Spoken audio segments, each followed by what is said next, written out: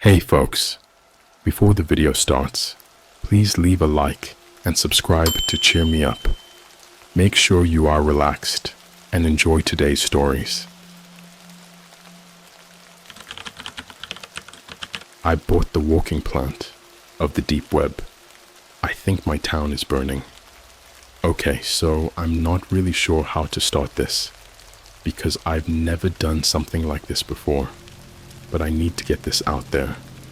I don't know if it's a warning or a cry for help, but either way, you guys deserve to know. I'm not even sure if I'm safe anymore, or if anyone else around here is, but I've got to start at the beginning.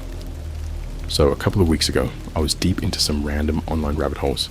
You know how it is, clicking on links that lead to weirder and weirder sites, ending up in places you probably shouldn't be. I've always been into strange, borderline creepy stuff, but this one night, I ended up on the deep web. Yeah, I know, that should have been my first clue to get the hell out, but curiosity got the better of me. I was browsing through some sketchy marketplace when I stumbled on something called the walking plant. The listing had this grainy, low-res picture of what looked like some kind of hybrid between a small tree and a hunched-over humanoid figure. I thought it was a joke at first, just another internet prank. But the description, man, it was messed up. It talked about how the plant could move on its own, how it could grow roots wherever it wanted, and how it was hungry for the living. The seller's note said something like, "For those who seek the forbidden, the walking plant will bring you what you deserve." It was twisted, but I didn't really think it was serious. I thought maybe it was some kind of art piece or weird taxidermy. The price was steep, like way more than I should have been willing to spend. But I was in a weird mood and, well, I bought it. It took about a week to arrive, and when it did, it wasn't in some fancy packaging or anything.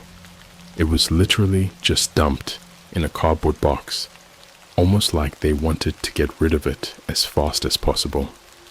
When I opened the box, the thing was smaller than I expected, maybe about the size of a large houseplant. It had this dark, twisted bark that looked almost like skin, and its leaves were more like these thin, wispy tendrils that moved even when there wasn't any wind. At first, I didn't notice anything too weird. It just sat there in the corner of my living room, looking creepy but harmless. I watered it, mostly out of habit, and nothing happened. But after a couple of days, I started hearing noises at night, soft, shuffling sounds, almost like someone was walking around. I chalked it up to my mind playing tricks on me. I mean, I live alone, so sometimes the silence gets to you, you know. But then, the smell started. It was this faint, sickly sweet odor that filled the whole apartment. It reminded me of rotting fruit, but with something sharper, more acidic underneath. I tried to ignore it at first, thinking maybe it was just the plant decomposing or something, but the smell got worse, and soon it was unbearable. One night, I woke up to the sound of something scraping against the walls. My heart was pounding in my chest, and for a second, I thought someone had broken in. I grabbed the closest thing I could use as a weapon, a metal lamp, and slowly made my way to the living room. That's when I saw it. The plant. It wasn't in the corner anymore. It was standing upright, its roots tearing through the hardwood floor, and its tendrils, God, those things, were stretched out, touching the walls, the ceiling, like it was feeling its way around, and the worst part, it was breathing. I could see the bark shifting, expanding and contracting like it had lungs. I froze. I didn't know what to do. How do you even process something like that?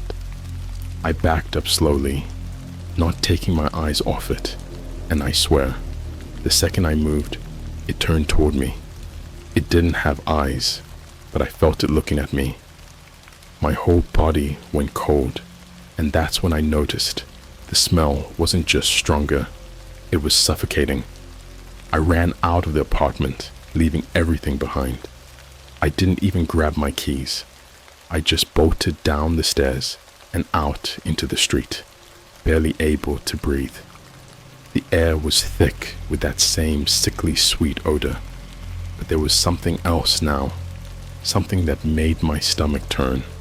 Smoke. I looked around and realized that there were plumes of smoke rising from different parts of the town. It wasn't just a small fire. Something big was happening, and it was spreading fast. Panic set in, and I started running. My brain was screaming at me to get as far away as possible, but something made me stop.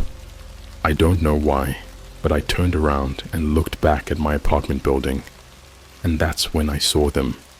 In the windows, on the roof, even crawling up the walls.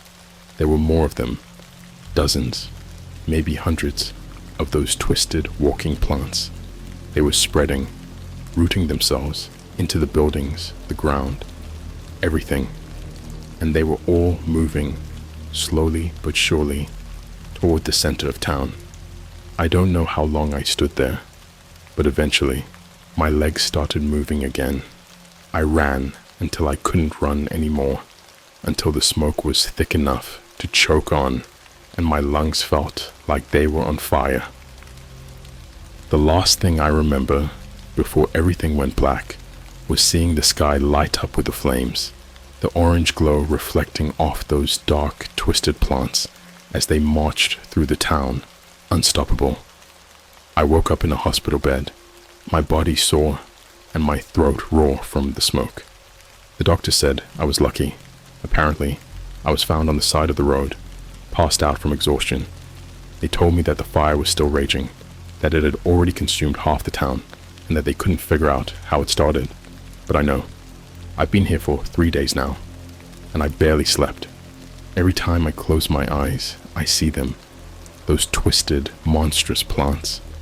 I hear the scraping of their roots, the creaking of their bark, and I can still smell that sickly sweet stench.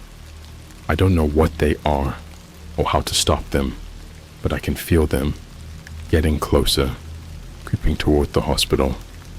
And I think they know I'm still alive. I haven't been the same since I woke up in the hospital.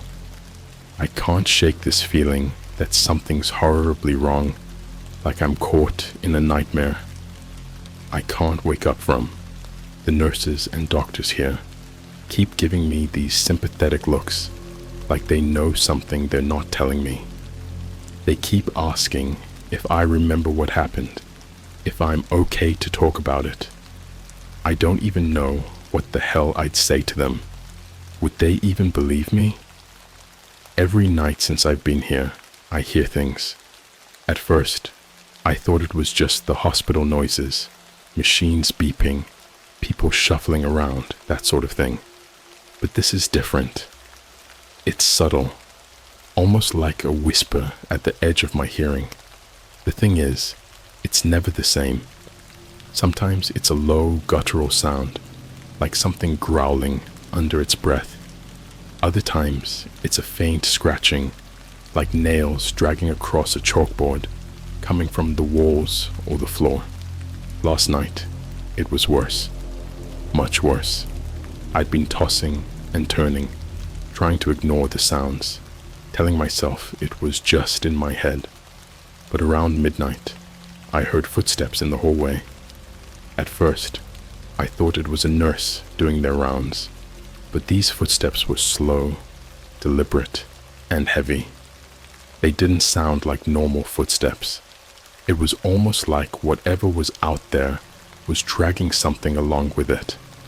I tried to convince myself that I was just paranoid, that I was letting my imagination get the best of me. But then the smell hit, that same sweet, rotten stench that filled my apartment. My stomach churned, and I could feel my pulse racing. I sat up in bed, my heart pounding, and I strained to listen.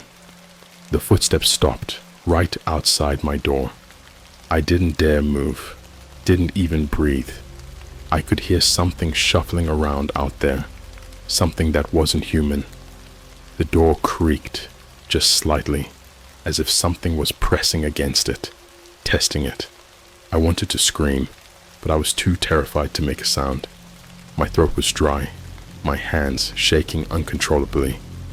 All I could do was sit there, frozen, praying that whatever was out there would just go away. But it didn't. The door handle started to turn, slowly, like someone or something was trying to be quiet, and then it stopped. For a few agonizing seconds, there was nothing but silence.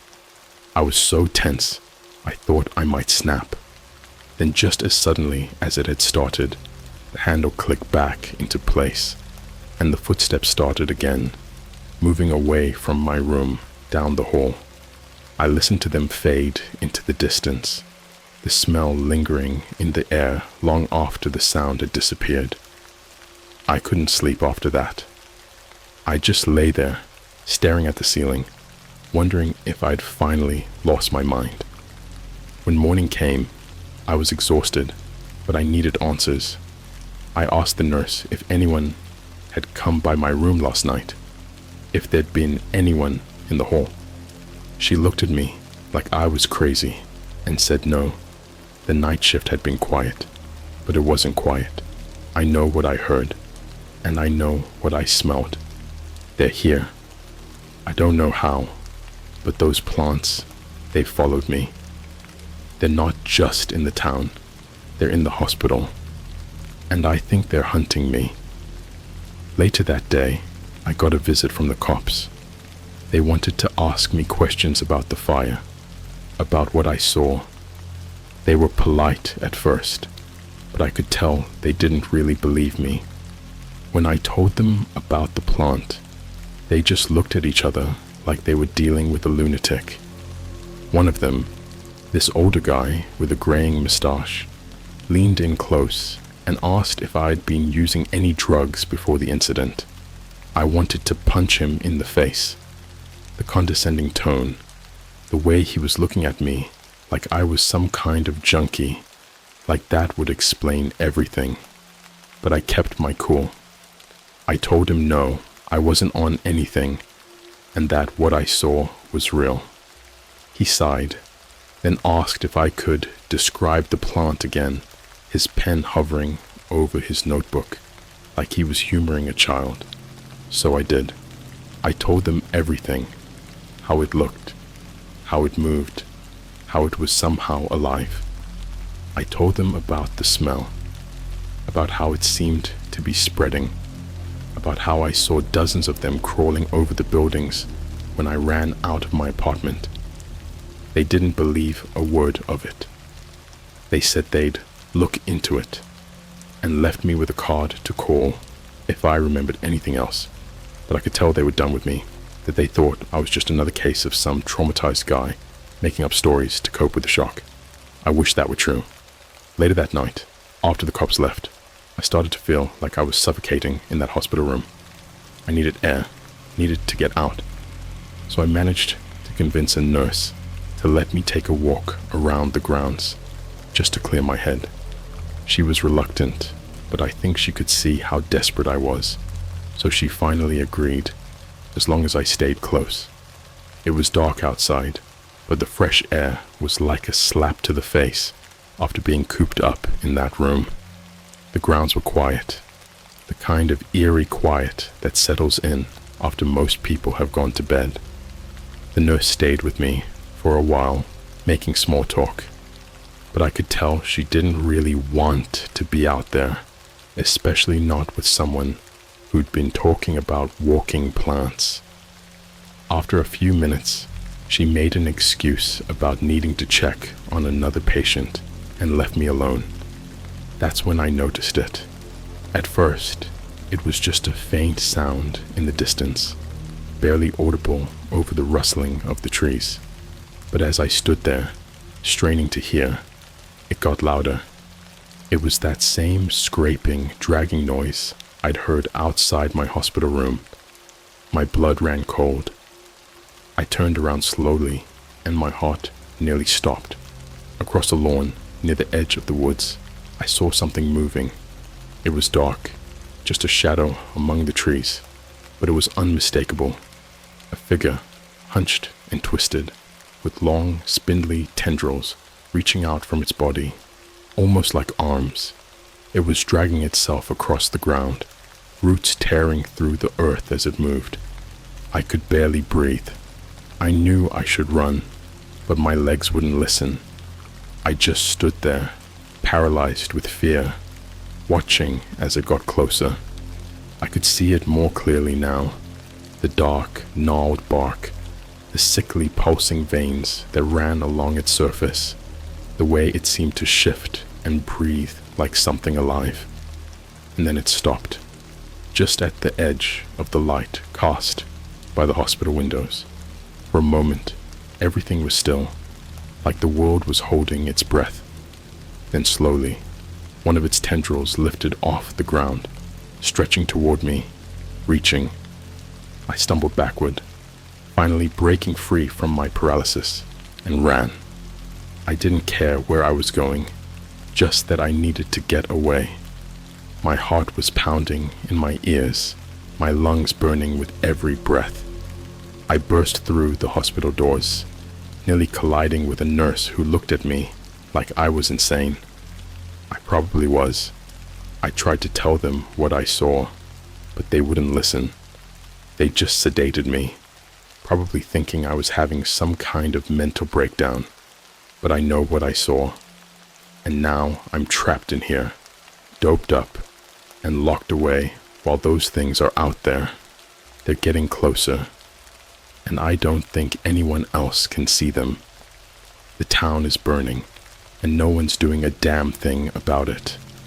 I woke up strapped to the bed. At first, I thought it was some kind of mistake, like maybe I'd thrashed around too much in my sleep, and the nurses were just trying to keep me from hurting myself. Then I remembered. Panic. The thing outside.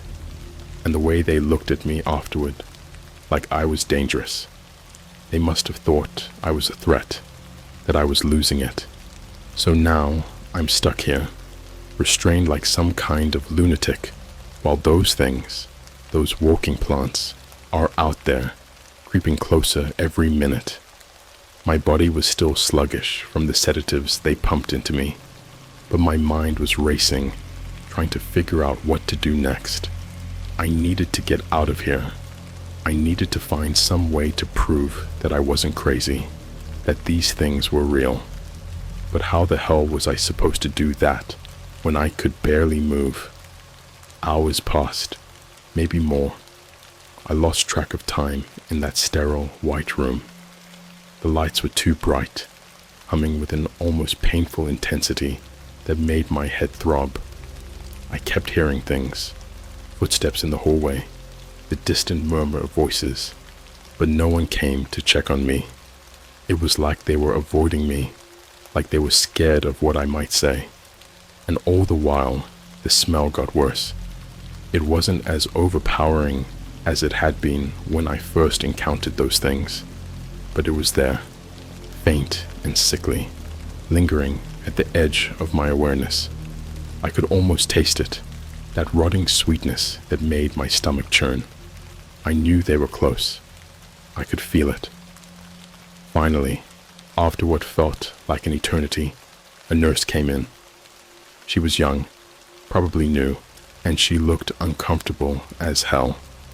Her eyes kept darting around the room, like she didn't want to make eye contact with me. She was holding a clipboard, her knuckles white from gripping it too hard. "I'm here to check your vitals," she said, her voice shaky. "Just relax, okay? Relax." I was strapped to a bed in a hospital where no one believed me, where things were stalking me, and she wanted me to relax. But I didn't argue. I needed her to trust me, to see that I wasn't a threat. Maybe if I played along, she'd let her guard down. and I could find a way to convince her I was telling the truth. She moved closer, fumbling with the blood pressure cuff, her hands trembling. I noticed that she kept glancing at the door, like she was expecting something or someone to walk in at any moment. My mind raced, trying to figure out what to say, how to convince her to help me. "Listen," I whispered, trying to keep my voice calm. "I know how this looks, but I'm not crazy. There's something out there. It's real, and it's coming closer. You've got to believe me." She didn't respond at first, just focused on the task at hand, but I could see the fear in her eyes. She knew something was wrong. I could tell. "Please," I continued, my voice pleading now. "I'm not making this up. You've seen the fires, right? The town. It's burning, and it's because of them. Those things, those plants, they're spreading. They're getting closer. We have to do something." She hesitated, her hands frozen on the cuff, and for a moment I thought I might have gotten through to her. But then she shook her head, her lips pressed into a thin line. "They said you might talk like this," she murmured, almost to herself. "They told us not to listen, just to keep you calm." My heart sank. They had warned her. They had made sure she wouldn't believe me, no matter what I said, but I couldn't give up. Not now. "Please," I said again, more urgently this time. "You have to listen to me. They're real. They're—" A loud crash from the hallway cut me off, followed by the sound of running footsteps and muffled shouts.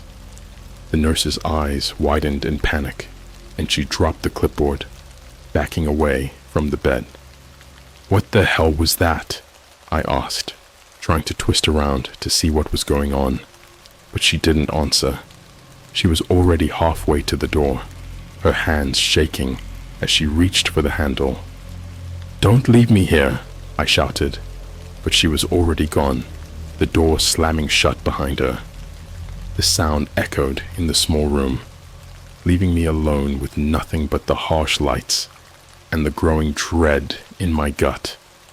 I struggled against the restraints, desperation clawing at me, but they held firm.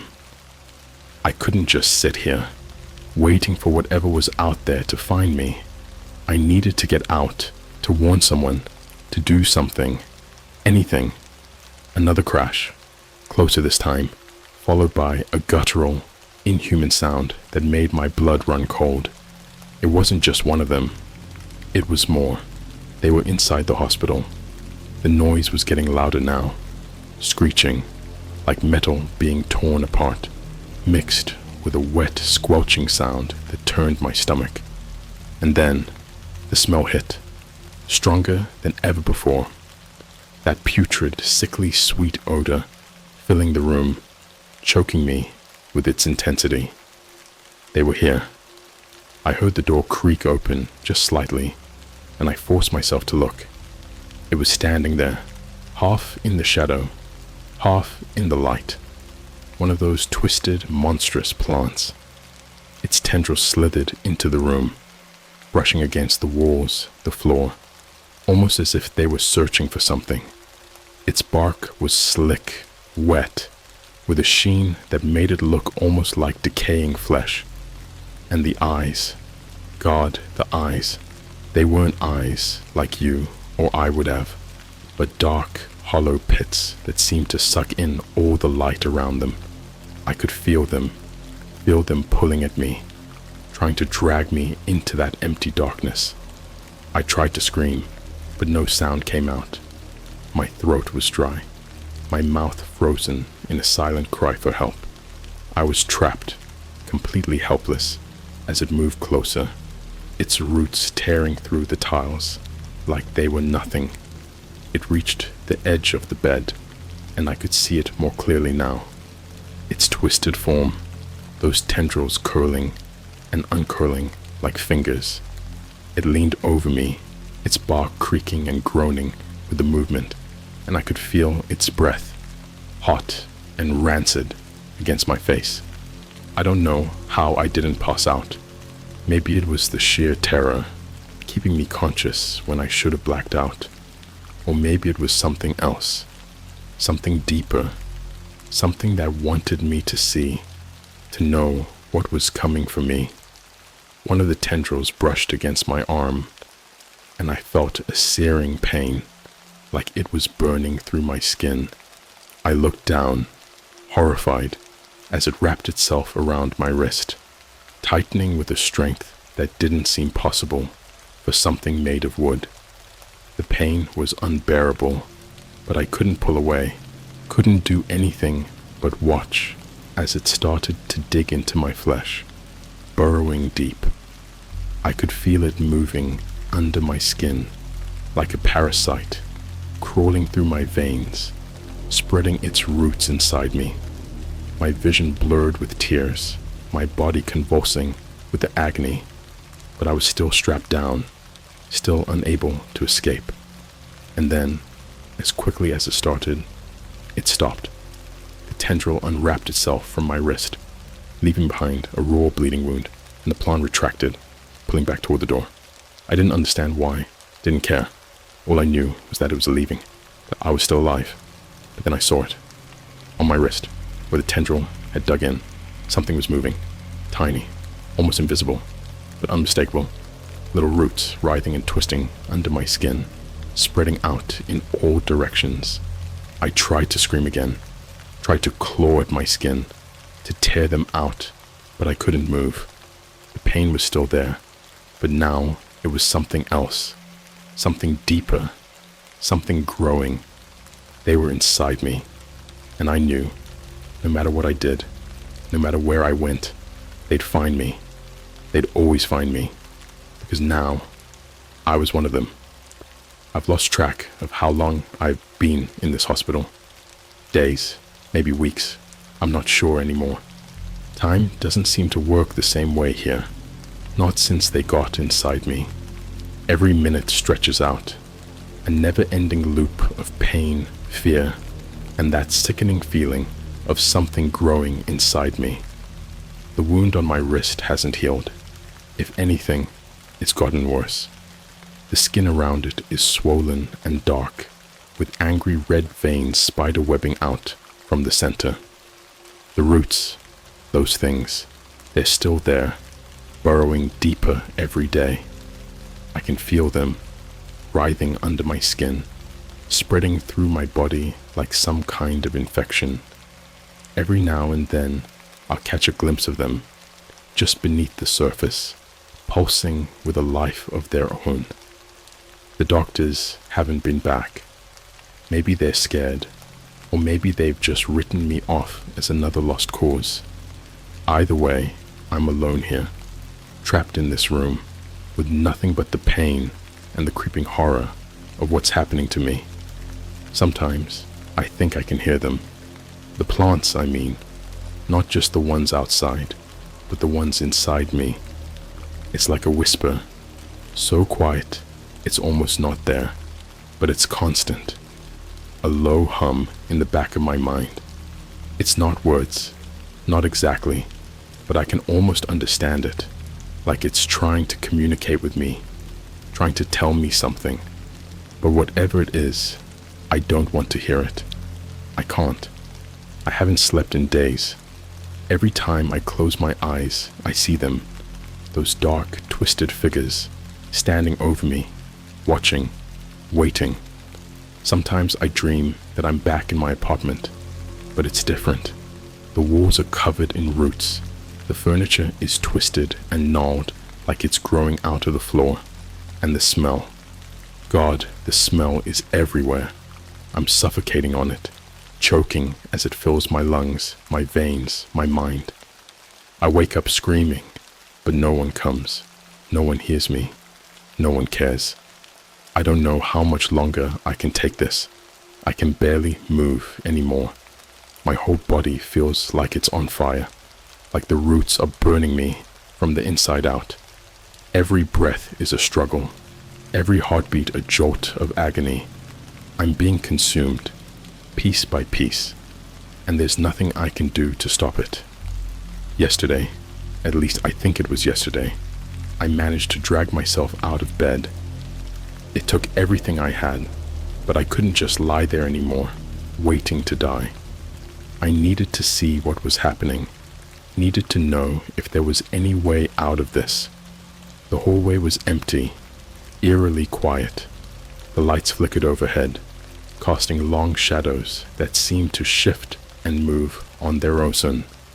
The smell of decay hung heavy in the air, stronger than ever before. I could feel the roots inside me reacting to it, twitching and pulsing in response. I stumbled down the corridor, leaning on the wall for support. My legs felt like they were made of lead, every step a monumental effort. I didn't know where I was going, didn't have a plan. I just knew I had to keep moving, had to find some way to escape before it was too late.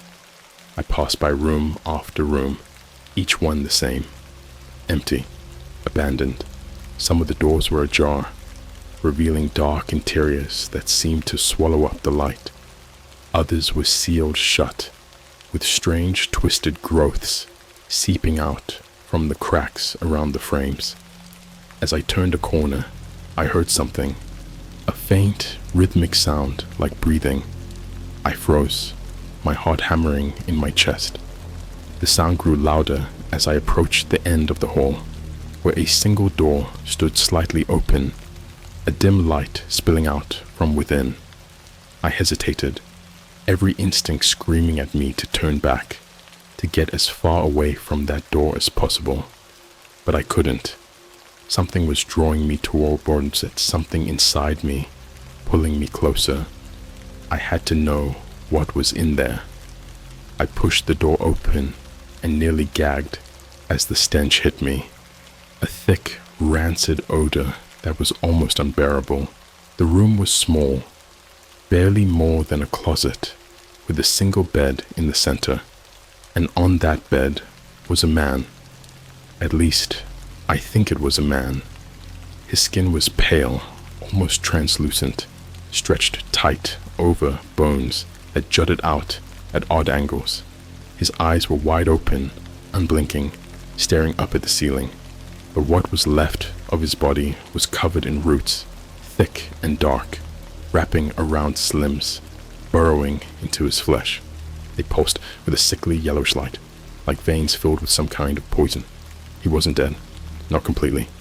I could see his chest rising and falling, his breath shallow and ragged, but his mouth was open, and inside, where his tongue should have been, there were roots, thick and tangled, filling his throat, choking him from the inside. I stumbled back, my head spinning, bile rising in my throat. The roots inside me twitched violently, almost like they were excited, like they were hungry. I clutched my wrist, feeling them writhing just beneath the skin, and I knew that this was my future. This is what I was becoming.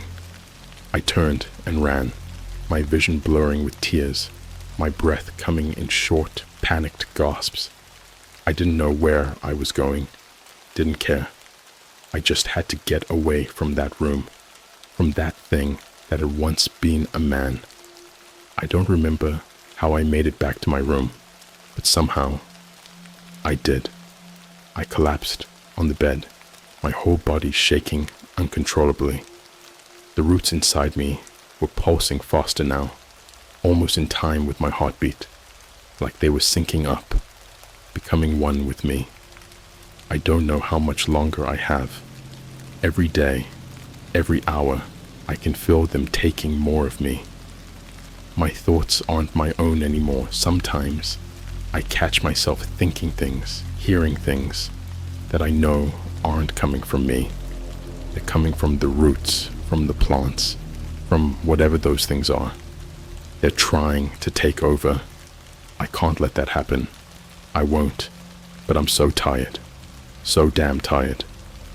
And the worst part is, I'm starting to understand the whispers, starting to hear what they're saying.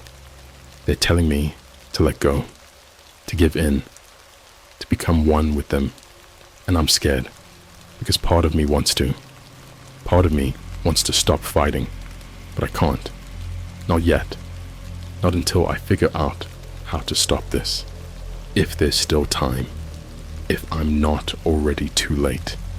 I don't know if this will be the last thing I ever write, but I need to get it down to make sure someone knows what happened, even if it's too late to stop it. The whispers are louder now, almost constant, like a voice in my head that I can't shut out. They're not just whispers anymore either.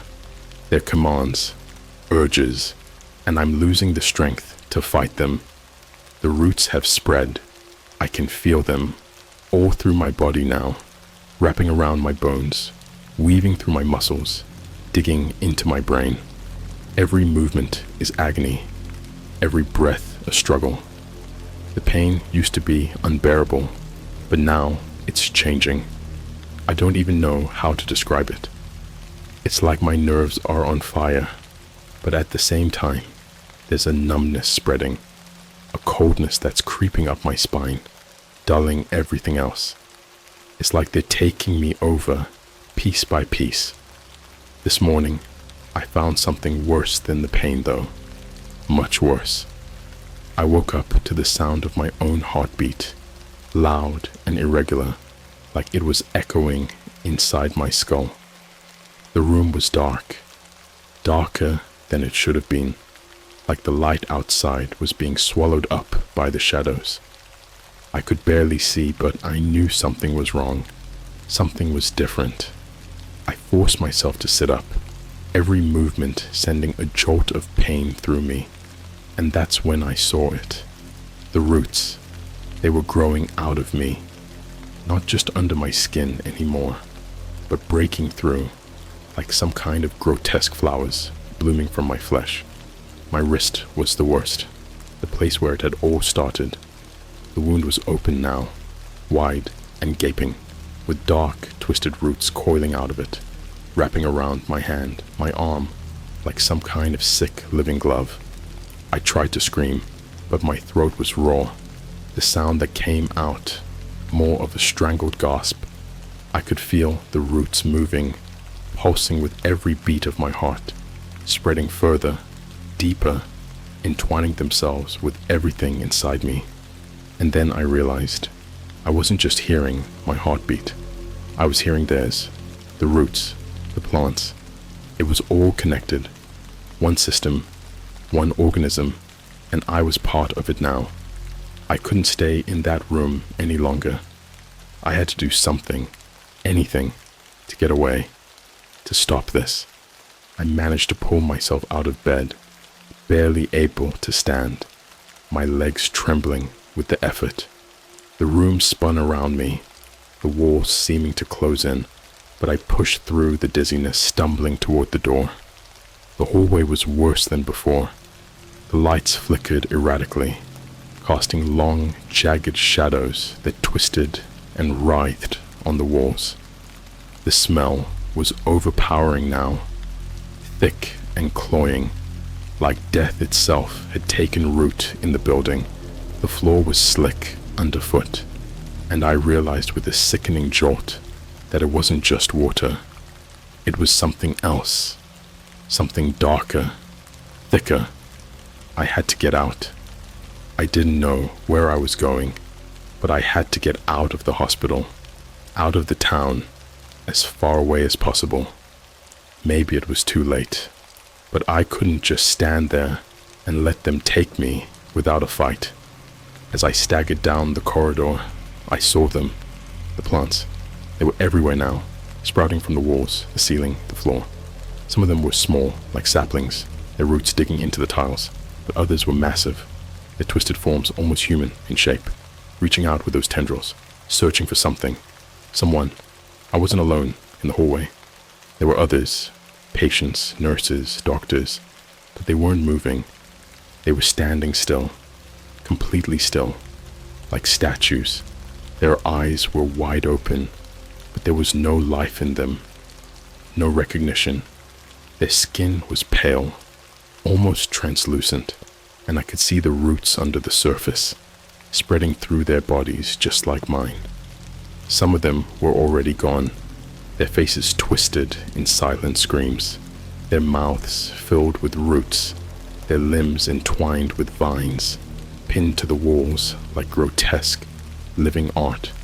I tried to avoid them, tried not to look, but it was impossible. They were everywhere, and as I passed, I could feel the whispers growing louder, more insistent.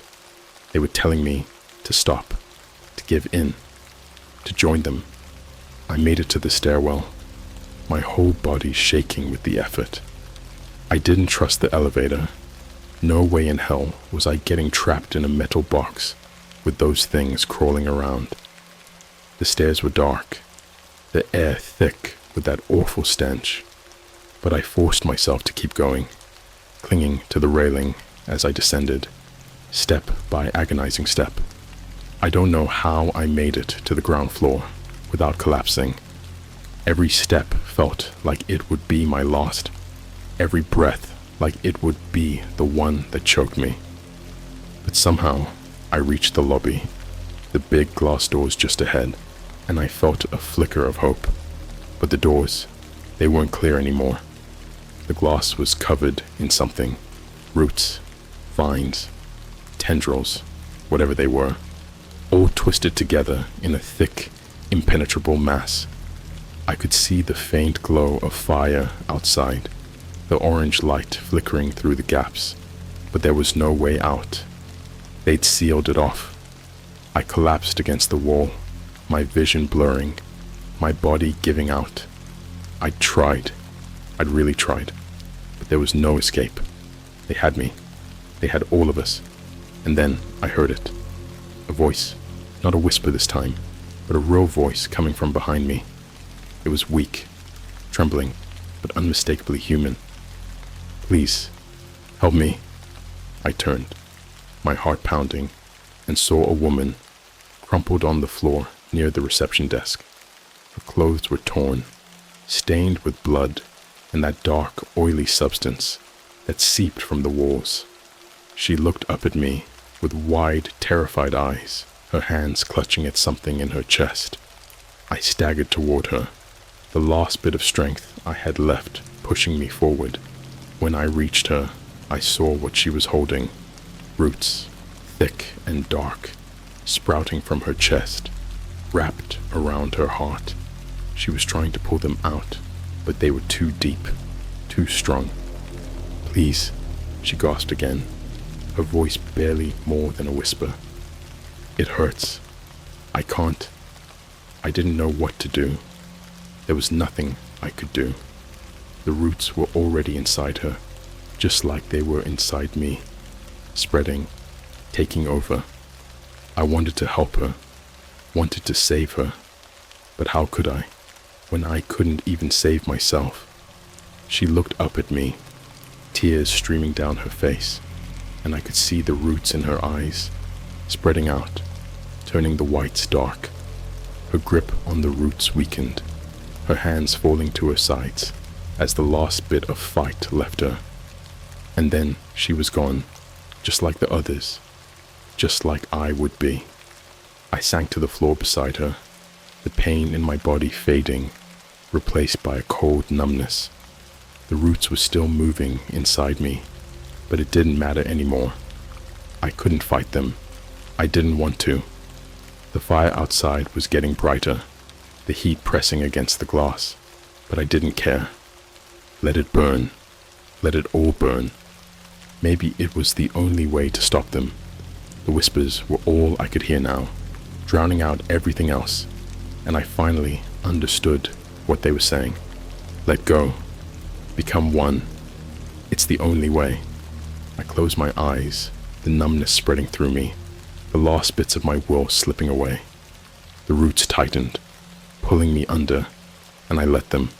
There was no pain now, no fear, just acceptance, peace. The last thing I felt was the heat of the fire, the roar of the flames consuming everything, and then nothing.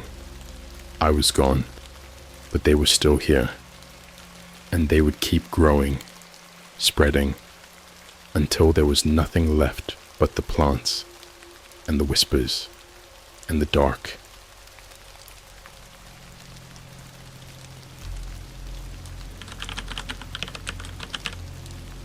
My boyfriend is a deep web hacked. The next day, my sister ended up on a red room. I've always considered myself a pretty average person. I work a regular job, have a small circle of close friends, and enjoy spending time with my boyfriend Mark. We've been together for 2 years, and things have been great, mostly. I say mostly because there was always this one thing that bugged me about Mark. His obsession with the deep web. When we first started dating, he was your typical tech-savvy guy. He could fix anything with a screen, always had the latest gadgets, and was the go-to person for all our friends when their laptops inevitably crashed. I found it kinda sexy, to be honest. He had this confidence about him when it came to anything tech-related, and I admired that. But then, after about 6 months of dating, Mark started spending more and more time on his computer late at night. At first, I didn't think much of it. He's a programmer, so I figured it was just work. But one night, I woke up around 3 a.m. and noticed he wasn't in bed. I found him in the living room, hunched over his laptop, the screen illuminating his face in the dark. I asked him what he was doing, and he gave me a half smile, telling me he was just exploring. That's when I saw it, the URL at the top of his screen. It wasn't a normal website. I recognized the .onion extension immediately. He was on the deep web. Now, I'm no stranger to the internet's dark corners. I know enough to stay far away from that stuff. It's not just the illegal activities that happen there, but the sheer unpredictability of what you might stumble upon. I told Mark that I didn't think it was a good idea for him to be poking around in that part of the web, but he just laughed it off, saying I was being paranoid. "It's not like I'm buying drugs or hiring hitmen," he said with a grin. "I'm just curious." Still, it unsettled me. I couldn't shake the feeling that he was getting involved in something he shouldn't. But Mark was Mark, stubborn and sure of himself. I figured it was just a phase and tried not to let it bother me too much. A few weeks passed, and Mark's deep web explorations became a regular thing. I started noticing changes in him. He was more withdrawn, spending hours locked away in his office with the door shut. Sometimes, I'd hear him muttering to himself or typing furiously on his keyboard. When I asked him about it, he'd brush me off, saying it was just work stuff, but it didn't feel like work stuff. It felt darker. Then about a month ago, I overheard him talking to someone on a call. It was late, maybe 2 a.m., and I was half asleep when I heard his voice through the walls. I couldn't make out much, but I distinctly heard the words "Red Room." My heart sank. For those who don't know, a red room is one of the most disturbing things you can find on the deep web. It's a live stream where viewers pay to watch someone being tortured, or worse. The idea that Mark could even be talking about something like that made my blood run cold. The next morning, I confronted him. I asked him outright if he was involved in anything illegal, if he was messing around with red rooms. He looked at me like I was crazy and laughed it off again. "You've been watching too many horror movies," he said, giving me a kiss on the forehead. "It's just a myth. No one actually does that." But I wasn't convinced.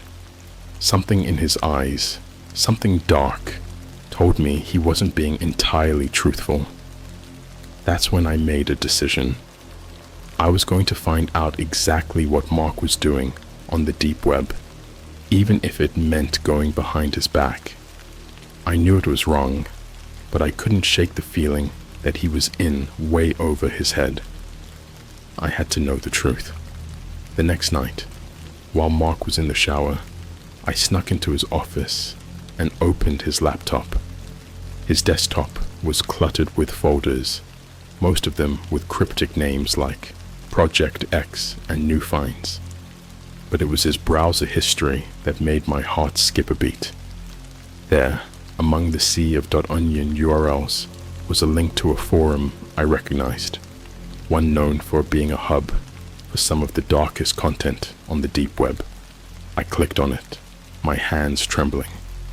The forum's homepage loaded, and my eyes scanned the screen, searching for anything that might give me a clue as to what Mark was involved in. And then I saw it, a thread titled New Red Room, live tomorrow, 8 p.m. My stomach churned. There were dozens of comments underneath, people talking about how realistic it looked, how intense the last one had been. I felt sick. I couldn't believe this was what Mark was into. I couldn't believe he could even stomach something like this. I quickly closed the laptop and left the room, my mind racing. I didn't know what to do. Confronting him again seemed pointless. He'd just deny it. And if I went to the police, what would I even tell them? That my boyfriend was browsing sketchy forums. They wouldn't take me seriously. That night, I barely slept. All I could think about was that thread, those comments, and what they meant. But I didn't have to wait long to find out. Because the next day, my worst nightmare became a reality. I spent the entire next day in a fog. I couldn't concentrate at work, couldn't focus on anything other than that thread and what it could possibly mean. I tried to shake the feeling that something terrible was about to happen, but it clung to me like a shadow, following me everywhere I went. Mark, on the other hand, seemed completely normal. Too normal, in fact. He went about his day as if nothing was wrong, smiling and joking with me like he always did, but I couldn't bring myself to smile back. I felt like I was living in some kind of twisted nightmare where the person you trust most turns out to be a stranger. That evening, around 7:30 p.m., I noticed Mark getting restless. He kept glancing at the clock, tapping his fingers on the table, and fidgeting with his phone. I didn't have to ask what he was waiting for. I knew. 8 p.m., the time of the live event from that horrifying thread. He told me he had some work to finish up and retreated to his office, shutting the door behind him. My heart pounded in my chest as I sat there on the couch, staring at the door, imagining what he was about to watch, what he was about to be part of. I didn't know what to do. Part of me wanted to barge in there, demand he stop whatever he was doing, but another part of me was too afraid to see what was on that screen. What if it really was a red room? What if I walked in on something I could never unsee? I decided to wait. Maybe it was cowardly, but I told myself I needed more proof before I confronted him again. I couldn't accuse him of something so horrific without being absolutely certain. So I sat there, pretending to watch TV, while my mind raced with worst-case scenarios. Around 8:15, Mark came out of his office. His face was pale, and he looked shaken. I'd never seen him like that before. He mumbled something about being tired, and went straight to bed without even saying goodnight. I knew I should follow him, try to talk to him, but I couldn't move. I was paralyzed by fear, by the knowledge that something was very, very wrong. I waited until I was sure he was asleep. Then I quietly slipped into his office.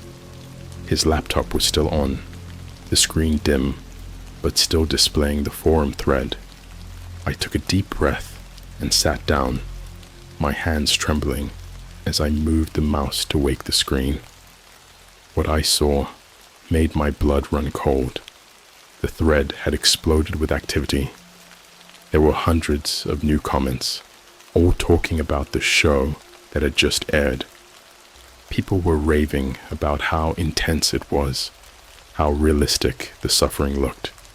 Some even speculated whether the victim had survived. My stomach turned as I scrolled through the comments, each one more disturbing than the last. And then I saw it. A new post had appeared at the bottoms of the thread. It was from an anonymous user with a blank profile. Nothing unusual for a forum like this, but the content of the post made my heart stop. It was a screenshot, a grainy, low-resolution image that looked like it had been taken from a live stream. It showed a woman tied to a chair, her face bruised and bloody, her eyes wide with terror. And even though the image was low quality, I recognized her immediately.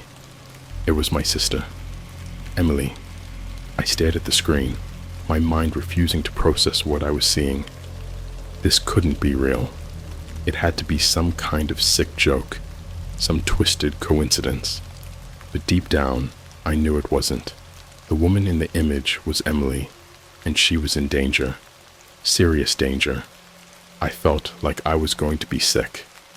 My hands shook so badly I could barely move the mouse, but I forced myself to click on the image, hoping it would take me to some explanation, some sign that this was all just a terrible mistake. But instead, it took me to a video player. The video was paused at the same image from the screenshot. With a sinking feeling, I realized this was a recording of the Red Room stream that had just aired. My breath caught in my throat as I hesitated, my finger hovering over the play button. I didn't want to watch. I didn't want to see what they had done to her, but I had no choice. I had to know. I clicked play. The video started with the same grainy footage, the camera fixed on my sister as she sat in that chair, bound and gagged. She was crying, her sobs muffled by the gag, her eyes darting around in terror. I felt tears well up in my own eyes as I watched, helpless to do anything. Then after what felt like an eternity, a figure stepped into the frame. He was wearing a black hoodie, his face obscured by the shadows, but there was something familiar about him, something I recognized. My heart pounded in my chest as the figure reached out and grabbed my sister by the hair, yanking her head back. She screamed, and the sound cut through me like a knife. But it was the next moment that shattered my world completely.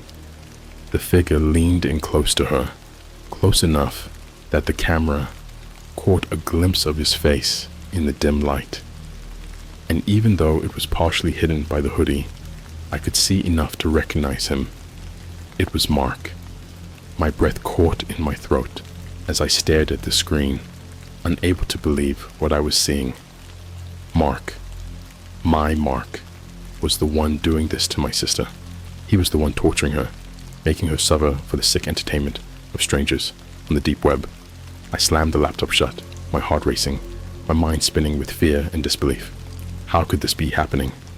How could the person I loved be capable of something so monstrous? And why Emily?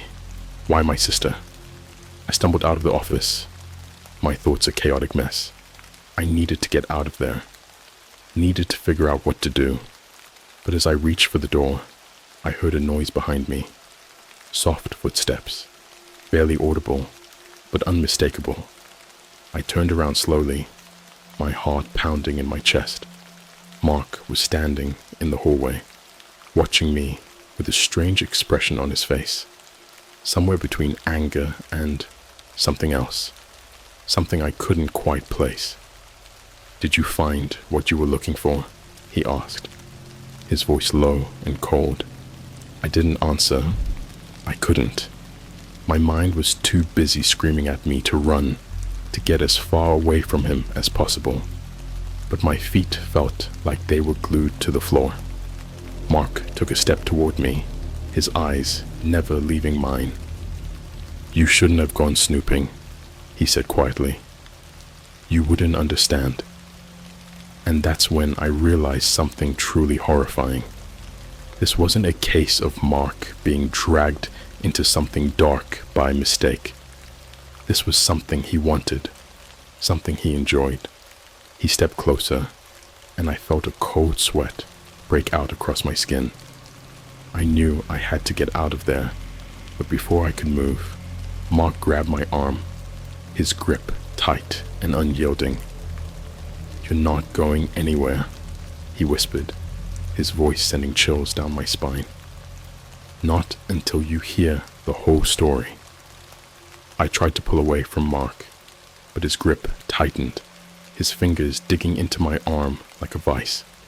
My heart was racing, my thoughts jumbled and panicked. I had to get out of there, had to escape, but my body refused to cooperate. I was frozen in place, staring into the eyes of someone I no longer recognized. Mark's expression was eerily calm, almost as if he was enjoying the fear he saw in my eyes. "You should have just left it alone," he said quietly, his voice unnervingly steady. "But now that you know, well, I can't let you leave." "Mark, please," I whispered, barely able to get the words out. "Just let me go. We can forget this ever happened." But he just shook his head slowly, a small, almost regretful smile tugging at the corners of his mouth. "It's not that simple," he replied. "You've seen too much." The reality of the situation began to sink in, and with it, a cold, creeping dread. I wasn't just in danger, I was trapped. Mark wasn't the man I thought he was, and now I was at his mercy. "Why?" I managed to choke out. "Why would you do this? Why Emily?"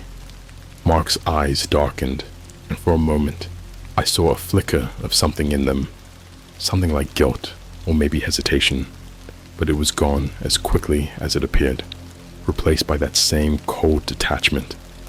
"It's not about her," he said. "It was never about her. It's about control, power. You have no idea what it's like, the rush, feeling of being in charge of someone's fate. It's addictive." I felt sick to my stomach, bile rising in my throat as I listened to him speak. This wasn't the Mark I knew. This was someone else entirely, someone twisted and dangerous. "What do you want from me?" I asked, my voice trembling. He didn't answer right away. Instead, he let go of my arm and stepped back, studying me with a strange intensity, as if weighing his options. I could see the gears turning in his head, could almost hear the calculations he was making. Finally, he spoke. "I don't want to hurt you," he said, his tone oddly sincere. "But you put me in a difficult position. If I let you go, you'll go to the police. I can't risk that."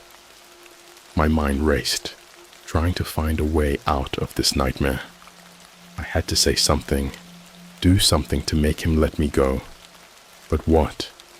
How do you reason with someone who's already gone so far off the deep end? "Mark," I said, forcing myself to sound as calm as possible. "We can figure this out together. You don't have to do this. We can find a way out." He laughed softly, the sound devoid of any real humor. "You're still trying to fix things," he said, almost as if he pitied me. "But this isn't something that can be fixed. This is who I am now." His words hit me like a punch to the gut. This wasn't some temporary lapse in judgment. This was his reality, and now it was mine too. Mark reached into his pocket and pulled out a small black device, a USB drive. He held it up, letting it dangle between his fingers as he looked at me. "Everything's on here," he said. "Every video, every conversation, every piece of evidence you could ever need to put me away for life." I stared at the USB drive, a flicker of hope igniting in my chest. If I could just get my hands on it, maybe I could find a way out of this. Maybe I could still save Emily. But Mark wasn't done. He tossed the USB drive onto the table and turned his back on me, walking over to the window. He stared out into the night, his hands clasped behind his back. "There's a way out for you," he said, his voice quiet. "But it's not what you think. I'm giving you a choice." I didn't say anything, waiting for him to continue, my heart pounding in my ears. "You can leave," he said, "but only if you promise to disappear. You take the USB, you take what you know, and you vanish. No police, no questions. You forget this ever happened, and you live your life like it was all just a bad dream." He turned to face me, his eyes cold and calculating. "Or," he continued, "you can stay, and we figure this out together. But I warn you, it won't be easy, and it won't end well." I felt like I was being pulled in two different directions. On one hand, the idea of running, of leaving everything behind, was terrifying. But on the other hand, the thought of staying, of trying to work through this with him, was even worse. But there was a third option, one that he hadn't mentioned, but one that I was starting to consider more and more as the seconds ticked by. I could take the USB and run, but not to disappear. I could go to the police, expose everything, and bring Mark to justice. It was risky, incredibly risky, but it was the only way to make sure he couldn't hurt anyone else. I took a deep breath, steeling myself. "Okay," I said, my voice barely above a whisper. "I'll disappear." Mark studied me for a moment, as if trying to gauge whether or not I was telling the truth. Finally, he nodded. "Good choice," he said. He walked over to the table and picked up the USB drive, holding it out to me. I reached for it, my hand shaking, but as soon as my fingers brushed against the plastic, he pulled it back. "Remember," he said, his tone serious, "if you break your promise, if you go to the police, I'll know, and it won't end well, for you, or for Emily." I nodded, swallowing hard. "I understand." He handed me the USB drive, and I slipped it into my pocket, my heart pounding so loudly I was sure he could hear it. This was it, my one chance to get out, to save my sister, to put an end to this nightmare. But as I turned to leave, Mark grabbed my wrist, pulling me back. His grip was firm, and his eyes bore into mine with an intensity that made my skin crawl. "One more thing," he said, his voice low and dangerous. "If you ever see me again, run, because if I find you, I won't be so forgiving." I nodded, my throat too tight to speak. He released my wrist, and I bolted out of the room, my heart racing, my mind a blur of fear and adrenaline. I didn't stop running until I was outside, the cool night air hitting my face like a splash of cold water. I gasped for breath, my hands trembling, as I pulled the USB drive from my pocket and stared at it. This was my ticket out, my one chance to end this once and for all. But as I stood there, clutching the drive, a terrible thought crossed my mind. What if Mark was right? What if he really did know everything?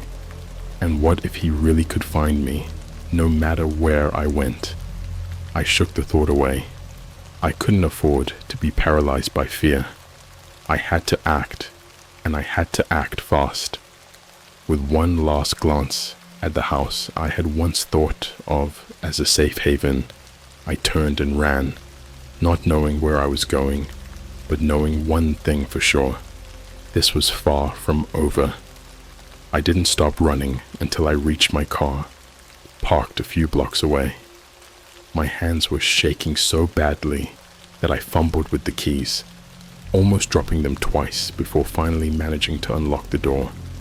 I threw myself into the driver's seat and slammed the door shut, locking it behind me. For a moment, I just sat there, breathing heavily, my mind reeling from everything that had just happened. My sister, Emily, The image of her tied to that chair flashed in my mind, and I felt a wave of nausea wash over me. I couldn't waste any more time. I had to save her. But first, I needed to find somewhere safe, somewhere Mark couldn't reach me. I started the car and pulled out of the parking spot, driving as fast as I could without drawing attention to myself. My mind was racing, trying to piece together a plan. I couldn't go to my apartment. Mark would find me there, no question, and I couldn't involve any of my friends or family. They'd be in danger too. There was only one place I could think of, a cheap motel on the outskirts of town, where Mark and I had once stayed when our apartment had a plumbing issue. It was the kind of place no one would think to look for me, especially not Mark. I drove in silence, my eyes darting to the rearview mirror every few seconds, half expecting to see Mark's car following me. But the road behind me remained empty, and eventually, the neon sign of the motel came into view. I pulled into the parking lot and killed the engine, my hands still shaking, as I pocketed the USB drive and grabbed my bag from the backseat. The motel clerk barely looked up as I checked in, handing me a key without so much as a second glance. I didn't care. I just needed a room, a place where I could think, where I could figure out my next move. The room was small and dingy, with peeling wallpaper and a musty smell that clung to everything, but it was safe, or at least safer than anywhere else. I locked the door behind me, pulled the curtains shut, and collapsed onto the bed, my mind racing. I had the USB drive, but what now? If I went to the police, there was no guarantee they'd believe me, and even if they did, how long would it take for them to act? By then Mark could have already disappeared, taking Emily with him, or worse. I needed proof, something undeniable, something that would force the authorities to act immediately. But what was on the USB drive? Was it enough to bring him down? With shaking hands, I pulled out my laptop from my bag and inserted the USB drive. My heart pounded as I waited for the files to load, a sense of dread building in the pit of my stomach. The drive contained a single folder labeled Project. I hesitated for a moment, then clicked on it. Inside were dozens of video files, each one labeled with a date and a name. Names I didn't recognize, but the dates, they went back years.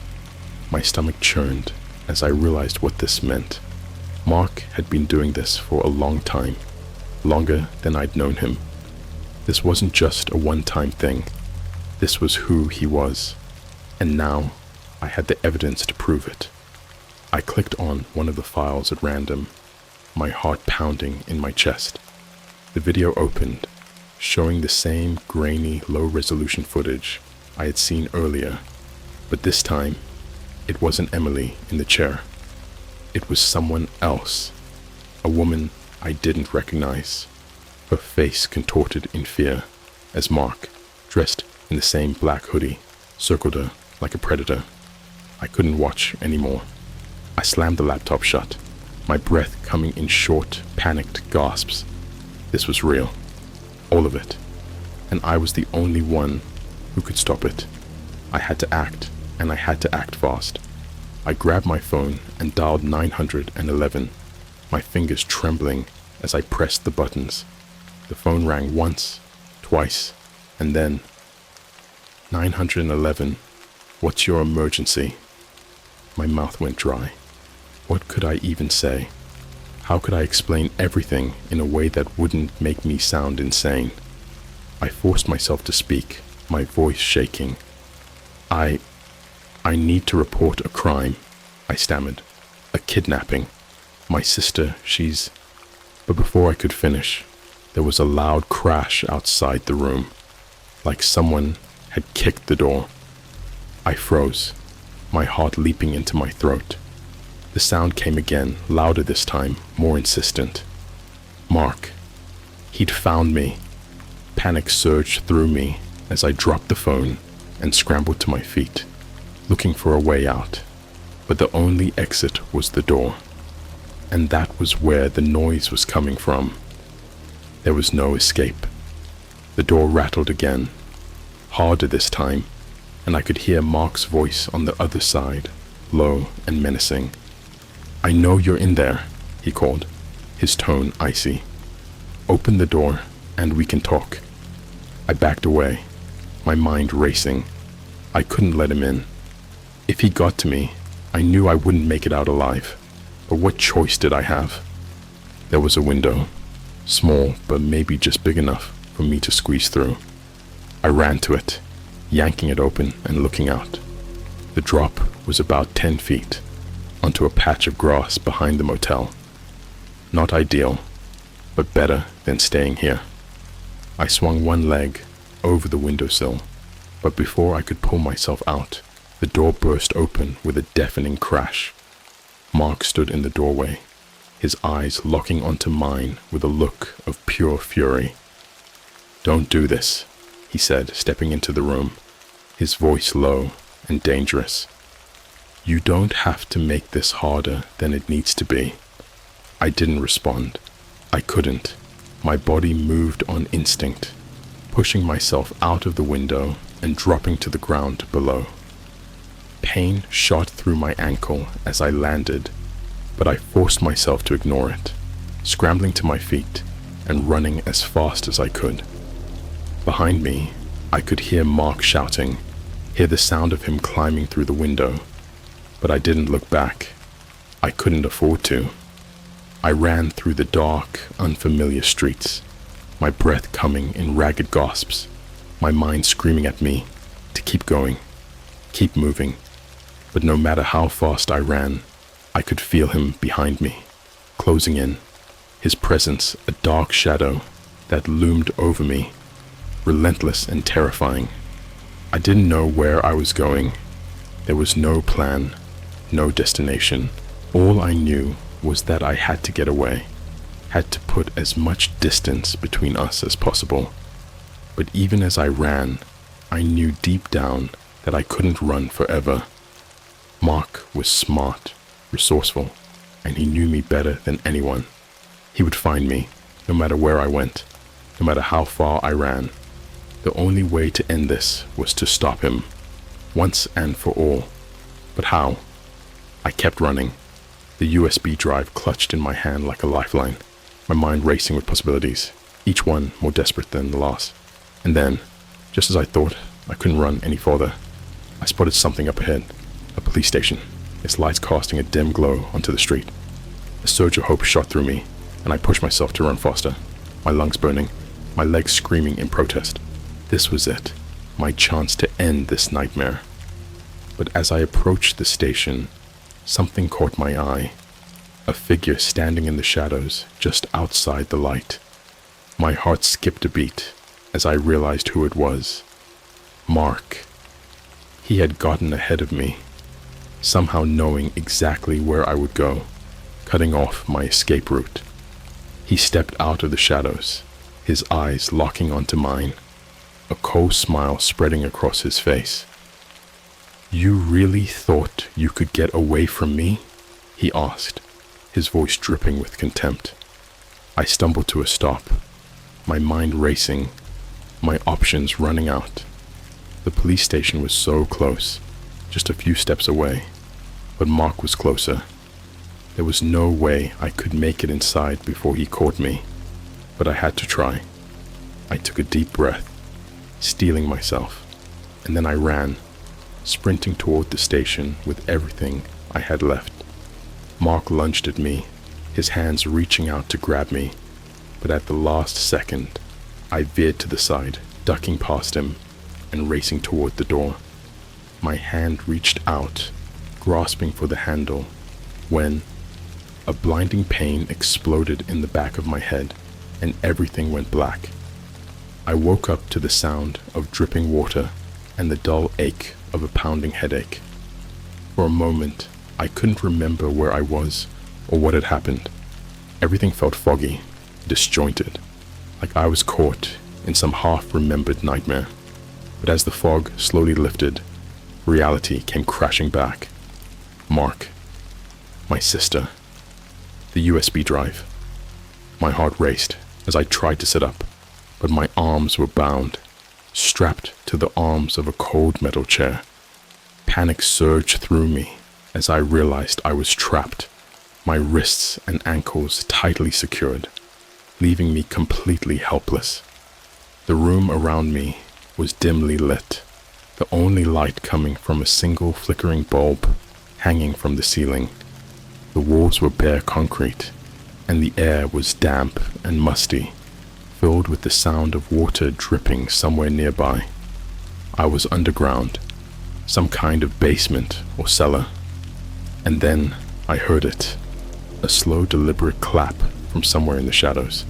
My blood ran cold as Mark stepped into the light, his face a mask of cold, detached amusement. "Welcome back," he said, his voice echoing off the walls. "I was starting to think you'd never wake up." I glared at him, my mind racing for a way out, but there was none. I was completely at his mercy. "Let me go," I demanded, my voice shaky but determined. "It doesn't have to end like this." Mark tilted his head as if considering my words. "Oh, but it does," he said, a dark smile playing on his lips. "You see, you've made things complicated. I warned you not to dig too deep, not to go to the police, but you couldn't help yourself." He took a step closer, and I could see something in his hand, a small black object that sent a shiver down my spine. It was a remote with a single red button in the center. "Do you know what this is?" he asked, holding it up for me to see. "This is the end of the line, the final countdown." I didn't answer, my eyes locked on the remote, my mind screaming at me to figure out a way to stop him, to get out of this alive. Mark crouched down in front of me, his eyes cold and unfeeling. "This button," he said slowly, "is connected to a little surprise I've set up just for you. If you press it, you'll be free. You can walk out of here, and no one will ever know what happened." He paused, his smile widening. "But there's a catch, of course. Pressing this button also triggers a little fail-safe, something I like to call the final countdown. You see, while you've been out, I've taken the liberty of planting a few devices in strategic locations, places you care about." I felt a wave of nausea wash over me as I realized what he was saying. He wasn't just threatening me, he was threatening everyone I loved. "You're lying," I spat, trying to sound braver than I felt. "You wouldn't do that." Mark's smile didn't falter. "You think I wouldn't? After everything you've seen, everything I've done?" He shook his head slowly, as if disappointed in me. "You still don't understand. This isn't a game. This is real life. And in real life, there are consequences." He stood up and tossed the remote onto my lap, the cold plastic pressing against my thighs. "You have two choices," he said, his voice low and dangerous. "You can press the button, walk away, and let everyone you love pay the price. Or you can sit here and wait for me to finish what I started." My mind raced, trying to make sense of the impossible choice in front of me. There was no way to win, no way to outsmart him. Mark had thought of everything, and now he was holding all the cards. But then, as I stared down at the remote, a thought crossed my mind, something he hadn't considered. Mark had always been a control freak, always needing to be one step ahead, always making sure he was the one calling the shots. But what if I took that control away from him? What if, instead of playing his game, I made my own rules? I didn't know if it would work. I didn't know if I could outsmart him, if I could somehow turn the tables. But I had to try. For Emily, for everyone. I looked up at Mark, forcing myself to meet his gaze. "You're right," I said quietly. This isn't a game. This is real life. And in real life, there are consequences. Before he could react, I did the only thing I could think of. I threw the remote across the room with all my strength, sending it smashing into the concrete wall. The plastic casing shattered on impact, and the pieces scattered across the floor. Mark's eyes widened in surprise, and for a split second, I saw something flicker in his expression. Panic. But then his face hardened, and he took a step toward me, his hands clenched into fists. You just made the biggest mistake of your life, he growled. He reached for something in his pocket, but I was faster. With the last of my strength, I kicked out, the metal chair legs scraping against the floor as I struck his knee.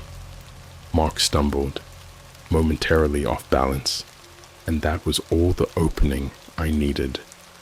Summoning every ounce of energy I had left, I tipped the chair backward, slamming into the ground with a painful thud. The impact jarred the bindings loose, just enough for me to twist my wrists free. I scrambled to my feet, ignoring the pain that shot through my body, and lunged for the door.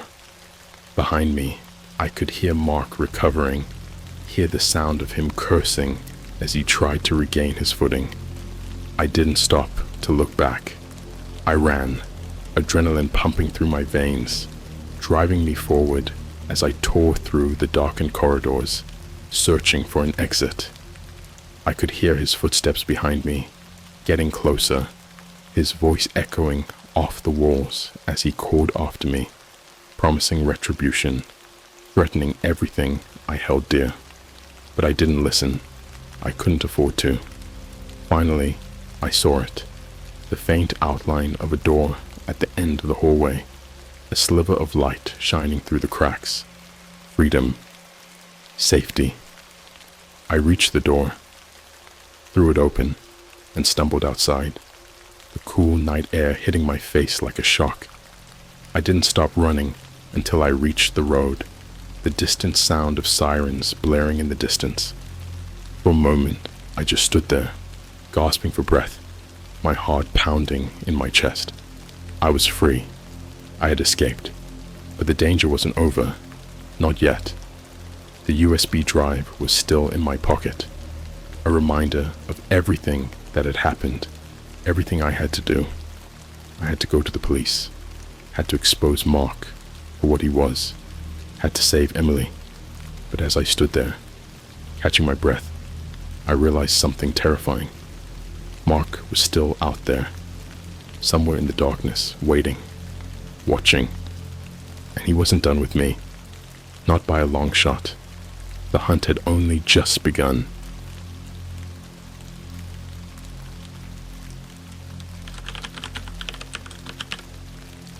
I watched a movie on the deep web. The next day, I noticed my dog started barking strange. It all started on a Thursday night. I had just finished a long shift at work and was in one of those weird moods where you just want to disconnect from everything. The idea of binging another series on Netflix felt exhausting, and I wasn't in the mood for gaming. Instead, I found myself aimlessly browsing the internet, clicking through random forums and subreddits, looking for something, anything, that could hold my attention. That's when I stumbled upon a thread about the deep web. It was one of those AMA posts where someone claimed to be a former hacker, sharing stories about the darkest corners of the internet. The comments were full of wild stories, illegal markets, untraceable chat rooms, bizarre communities you wouldn't believe existed. Most of it seemed like overhyped urban legends, but there was something about the way the poster described it that made me curious. Now, I'm not an idiot. I know the deep web isn't a place to mess around in, but like I said, I was in a weird mood, the kind where you just don't care. So I did some research, downloaded the Tor browser, and started poking around.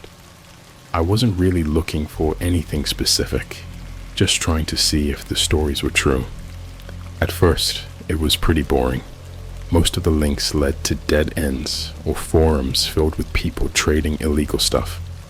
Drugs, fake IDs, weapons. It was sketchy, sure, but not exactly the thrill I was looking for. I was about to call it a night when I came across a site called Theater of the Mind. The name was intriguing. The description was even more so. A collection of the rarest, most disturbing films you'll never find anywhere else. I don't know what possessed me to click on it. Maybe it was just morbid curiosity. Maybe it was the fact that I had never heard of any of the titles listed on the front page. They had names like The Laughing Man and The Silence of Children. The site was simple, just a black background with white text and a list of movies. No thumbnails, no descriptions, just the titles and a download button. I scrolled through the list, my curiosity growing, until I landed on one that caught my eye. The Marionette. Something about the name felt wrong, like it was trying too hard to be ominous, yet it worked. The hairs on the back of my neck stood up, and I felt that tingle you get when you know you shouldn't be doing something, but you do it anyway. Without thinking too much, I clicked the download button. The file was surprisingly small, and it only took a minute to download. My heart was pounding as I opened it, half expecting my computer to explode or something, but it didn't. The screen went black for a few seconds before the video player opened. The movie started without any credits or introduction.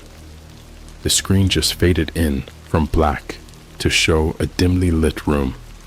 It looked like an old basement with stone walls and a single flickering light bulb hanging from the ceiling. There was no sound except for the faint hum of the light. In the center of the room was a figure. It took me a moment to realize it was a doll, a life-sized marionette, propped up in a wooden chair. The camera was completely still, focusing on the doll as it sat there, motionless.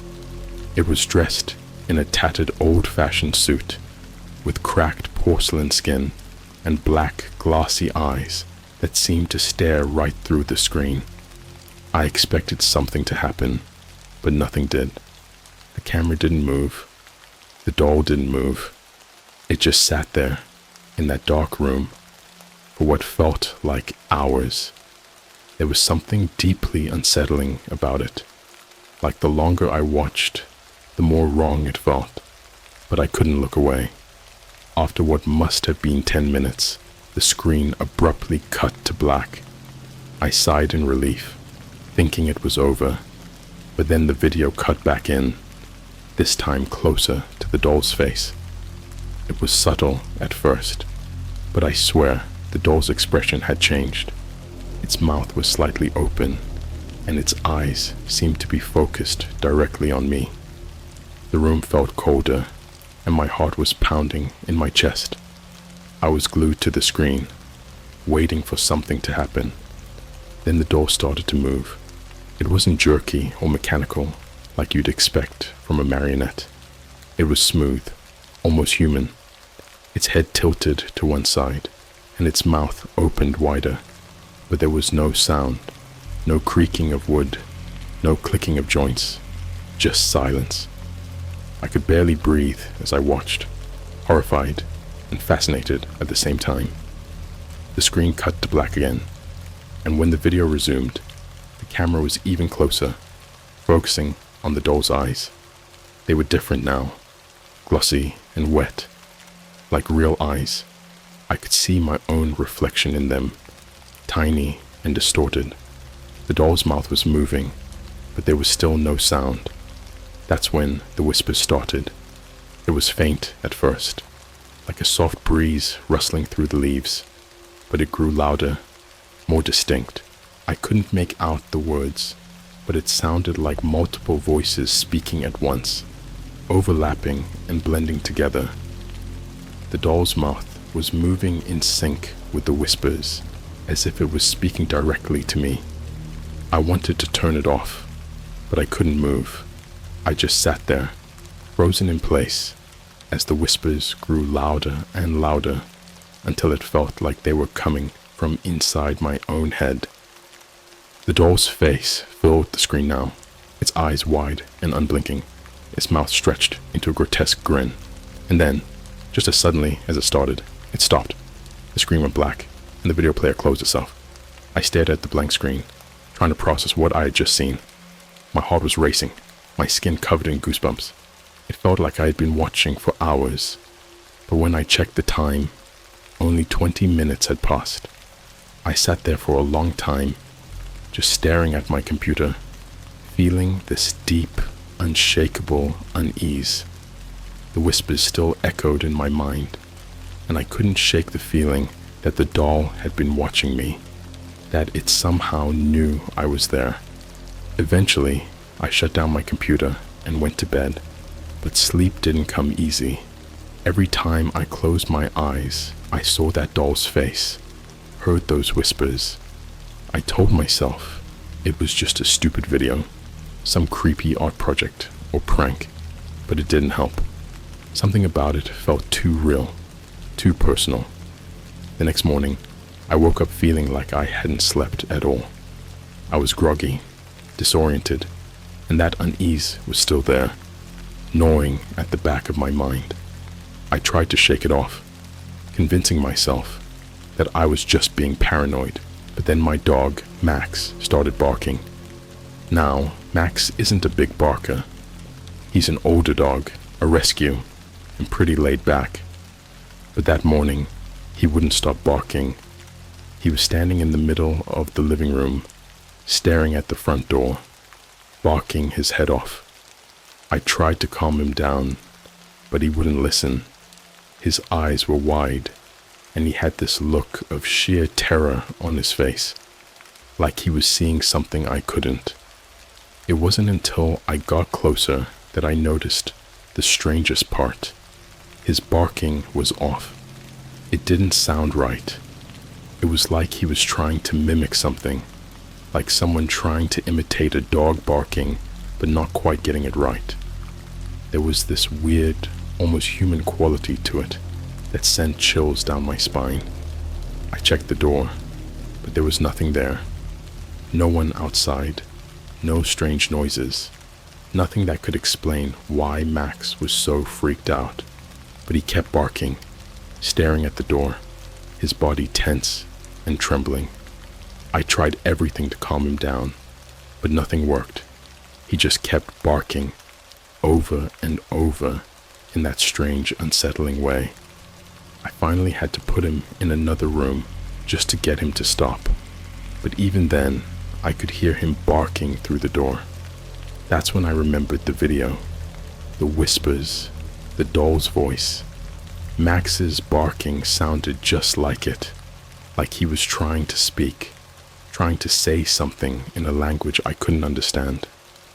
I felt a cold sweat break out on my forehead as I stood there, listening to my dog barking like a man possessed. That deep, gnawing fear was back, stronger than ever. Something was wrong. I didn't know what it was, but I could feel it, like a weight pressing down on my chest. I didn't know it then, but that was just the beginning.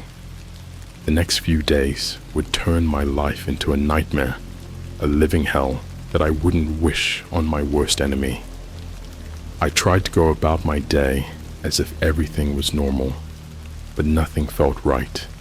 The air in my apartment seemed heavy, almost suffocating, and no matter how many lights I turned on, the place felt dark. Even the sunlight streaming through the windows seemed dimmer, weaker. Max had finally calmed down after I let him out of the room, but he wasn't himself. He wouldn't come near me, which was strange because he'd always been attached to me. Instead, he just paced around the apartment, constantly looking over his shoulder as if expecting something or someone to be there. When he did finally settle down, It was in the corner of the room, where he curled up into a tight ball, his eyes wide open and fixed on the front door. He wouldn't look away, not even to blink. I couldn't shake the feeling that something had followed me from that video. It sounds ridiculous, I know, but it was like there was a presence in the apartment that I couldn't see, but could feel. Every time I walked into a room, I had this instinct to look over my shoulder, expecting to see something lurking in the shadows. I tried to ignore it, telling myself that I was just psyching myself out, but the tension in the air was too thick to dismiss. I couldn't focus on work, couldn't relax. My mind kept drifting back to that video, to the way the doll's eyes seemed to track me through the screen, to those whispers that had burrowed deep into my skull. The feeling of being watched was constant, unrelenting, and it was driving me crazy. That night, I went to bed early, hoping that sleep would help me reset, but I was too wound up to rest. I tossed and turned for hours, my thoughts racing, until I finally drifted off into a restless sleep. I woke up to a noise in the middle of the night. It was faint at first, just a soft rustling, but as I lay there, holding my breath, it grew louder. It was coming from the living room. My first thought was Max, but something about the noise didn't match up. It wasn't the sound of a dog moving around. It was too deliberate, too human, like someone was pacing back and forth across the hardwood floor. I tried to convince myself that it was just my imagination, but the sound kept going, steady and rhythmic. My heart was pounding so hard that I could barely hear anything else, but I knew I wasn't imagining it. I wasn't alone. I slid out of bed as quietly as I could and grabbed the baseball bat I kept under the bed, just in case. My hands were shaking and I could barely hold on to it, but I forced myself to move. The hallway was dark, but I could see a faint light coming from the living room, just enough to cast long, flickering shadows on the walls. As I got closer, the noise stopped abruptly, like whoever, or whatever, was making it knew I was coming. I held my breath, my grip tightening on the bat as I slowly peeked around the corner. The living room was empty. The lights were off, but the screen of my computer was glowing faintly, casting an eerie blue light over the room. The chair in front of it was turned slightly, as if someone had been sitting there and had just stood up. My stomach dropped. I hadn't turned my computer on that day after work, and I definitely hadn't left it like that. I approached the computer cautiously, every nerve in my body screaming at me to turn back, to get out of there, but I had to know. I had to see what was on the screen. When I got close enough, I saw that the computer was playing a video. The timestamp indicated that it had been running for several hours, but the screen was frozen on a single frame. The doll from the video, its face now so close that it filled the entire screen. Its eyes were wide, glassy, and seemed to be staring directly at me. The expression on its face was no longer just unsettling. It was malevolent, filled with a kind of dark glee that sent chills down my spine. And then the whispers started again. This time, they were louder, clearer, and unmistakably real. They weren't coming from the speakers. They were coming from somewhere in the room. I spun around, bat raised, but there was no one there. The whispers seemed to swirl around me, overlapping voices that I couldn't make out, but that seemed to be speaking directly into my mind. I backed away from the computer, my heart hammering in my chest as the whispers grew louder, more insistent. They were everywhere, filling the room, filling my head. I felt like I was drowning in them, like they were pressing down on me from all sides, suffocating me. And then Just as suddenly as they started, they stopped. The room was silent, so quiet that I could hear the blood rushing in my ears. The screen went black, the computer shutting down on its own. I was left standing in the middle of the room, bat in hand, shaking like a leaf. I don't remember going back to bed. I think I must have just collapsed on the couch at some point, too terrified to move.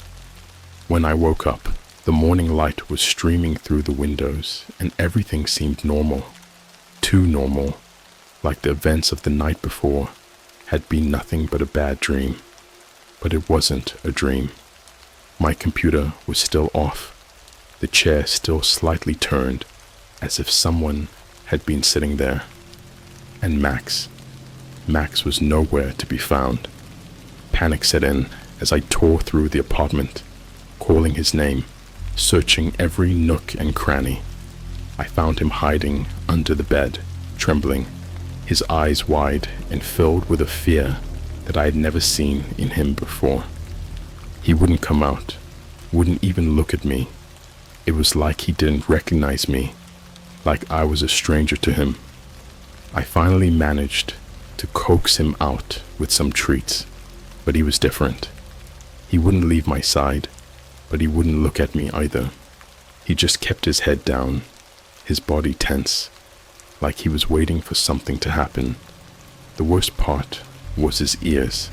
They were pinned back, not in a submissive way, but in a way that made it clear he was terrified, on edge. I tried to brush it off, telling myself that dogs get scared sometimes, that maybe he had just heard something outside, but I knew better. I could feel it in my bones, that same cold, gnawing fear that had been eating away at me since I watched that cursed video. Something had changed.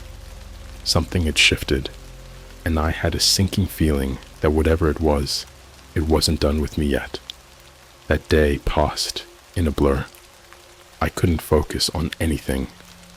I jumped at every little sound, every shadow that moved out of the corner of my eye. Max stayed close, never letting me out of his sight, but he still wouldn't look at me directly, and that unsettled me more than I wanted to admit. By the time night fell, I was a wreck. I hadn't eaten, hadn't done anything productive. All I could think about was that doll, those whispers, and the way my apartment felt like it was closing in on me. I decided that I couldn't stay there another night. I packed a bag, grabbed Max's leash, and headed out to stay at a friend's place. I didn't care if it seemed paranoid. I just needed to get out, to put some distance between me and whatever was lurking in that apartment. But as I locked the door behind me, I couldn't shake the feeling that I was being watched, that something was standing just behind me, breathing down my neck, waiting for me to turn around. I didn't look back. I couldn't, and that's where I'll leave it for now. There's a lot more to this story, things that I still have trouble talking about, things that I wish I could forget, but I'll get to that in part 3. For now, I just need to get this out, to try and make sense of it all. I made it to my friend Jason's place without looking back, though every step felt like I was being pulled backward, like there was a weight dragging at me, begging me to return to that apartment. Max was jittery the whole way, pulling at the leash like he couldn't get away fast enough. By the time we got there, I was a bundle of nerves, barely able to keep it together. Jason didn't ask too many questions when I showed up at his door with an overnight bag and a clearly terrified dog. We've known each other long enough that he can tell when something's up, and he's the kind of friend who doesn't push if you're not ready to talk. He just nodded, let me in, and offered me a beer, which I gladly accepted. We spent the evening watching movies, but I wasn't really paying attention. I kept glancing at the windows, the door, even the corners of the room, expecting to see something lurking there. something that had followed me from the apartment. I could tell Jason noticed how jumpy I was, but he didn't say anything. Max, on the other hand, wouldn't settle. He kept pacing around the living room, ears pinned back, growling softly at shadows that weren't there. It was around midnight when my phone rang. It startled the hell out of me, even though it was just lying on the coffee table in front of me. I fumbled to pick it up, nearly dropping it before I saw the number. It was my home number, my apartment's landline, which I never used and had only because it came with the internet package. My blood ran cold. I hadn't called my apartment, hadn't given anyone the number. No one should have been calling from there. For a moment, I just stared at the screen, my mind racing. Maybe it was a glitch. Maybe it was a wrong number. Maybe the phone rang again, snapping me out of my thoughts. Without thinking, I answered it. Hello? My voice sounded small, almost like it wasn't mine. There was nothing on the other end, just silence. Hello? I repeated, louder this time, trying to keep the fear out of my voice. But the silence continued, stretching out for what felt like an eternity.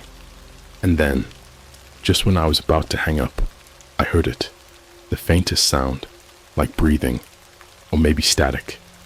It was hard to tell, but it sent a shiver down my spine.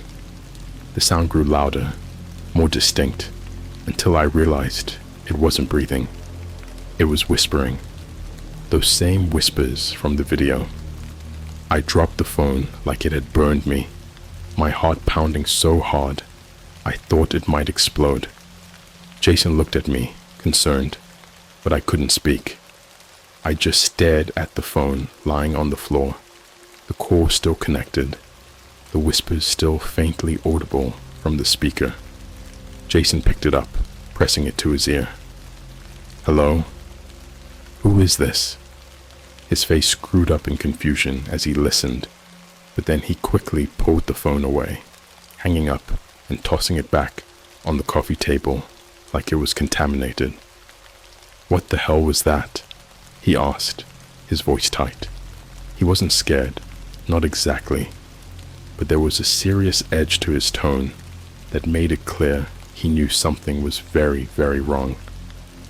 I took a deep breath, trying to steady myself, and finally told him about the video, about what had been happening since I watched it. As I spoke, I could see the disbelief in his eyes, but he didn't interrupt. He just listened, occasionally glancing at Max, who was still growling at nothing.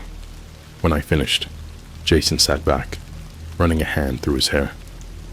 Dude, you're saying this all started after you watched some deep web video, and now you think it's...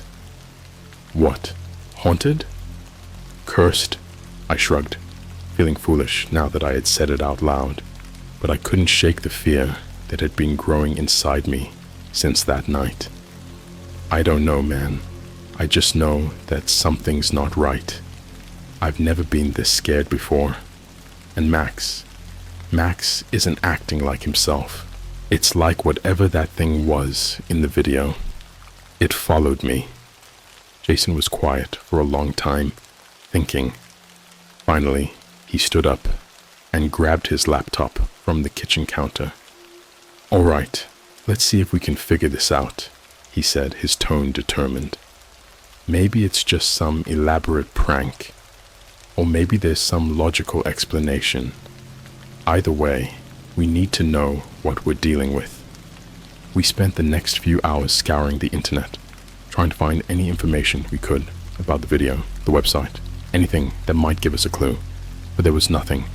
No mentions of theater of the mind. No trace of the marionette. It was like the video didn't exist, like it had been wiped from the internet completely. Frustrated, Jason suggested we try watching the video again to see if we could pick up on anything we missed the first time. The idea of watching it again made my skin crawl, but I knew he was right. If we were going to figure this out, We needed to face it head on. We hooked up my laptop to his TV and loaded the video.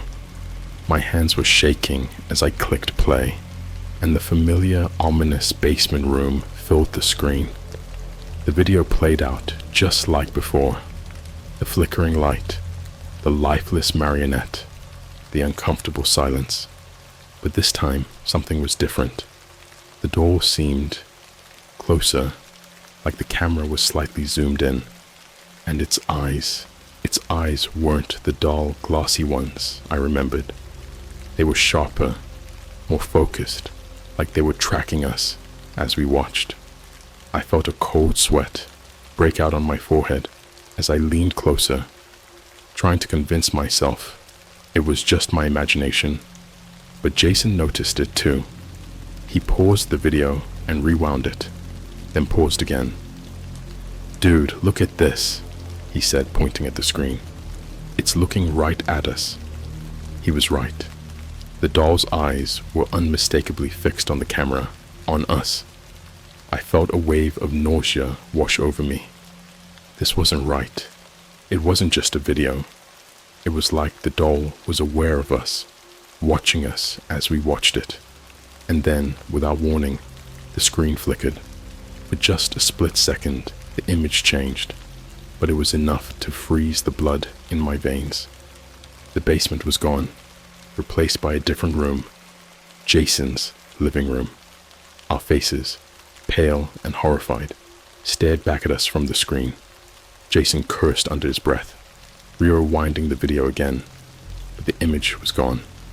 The video continued as normal, the doll sitting in its chair, unmoving, but we both knew what we had seen.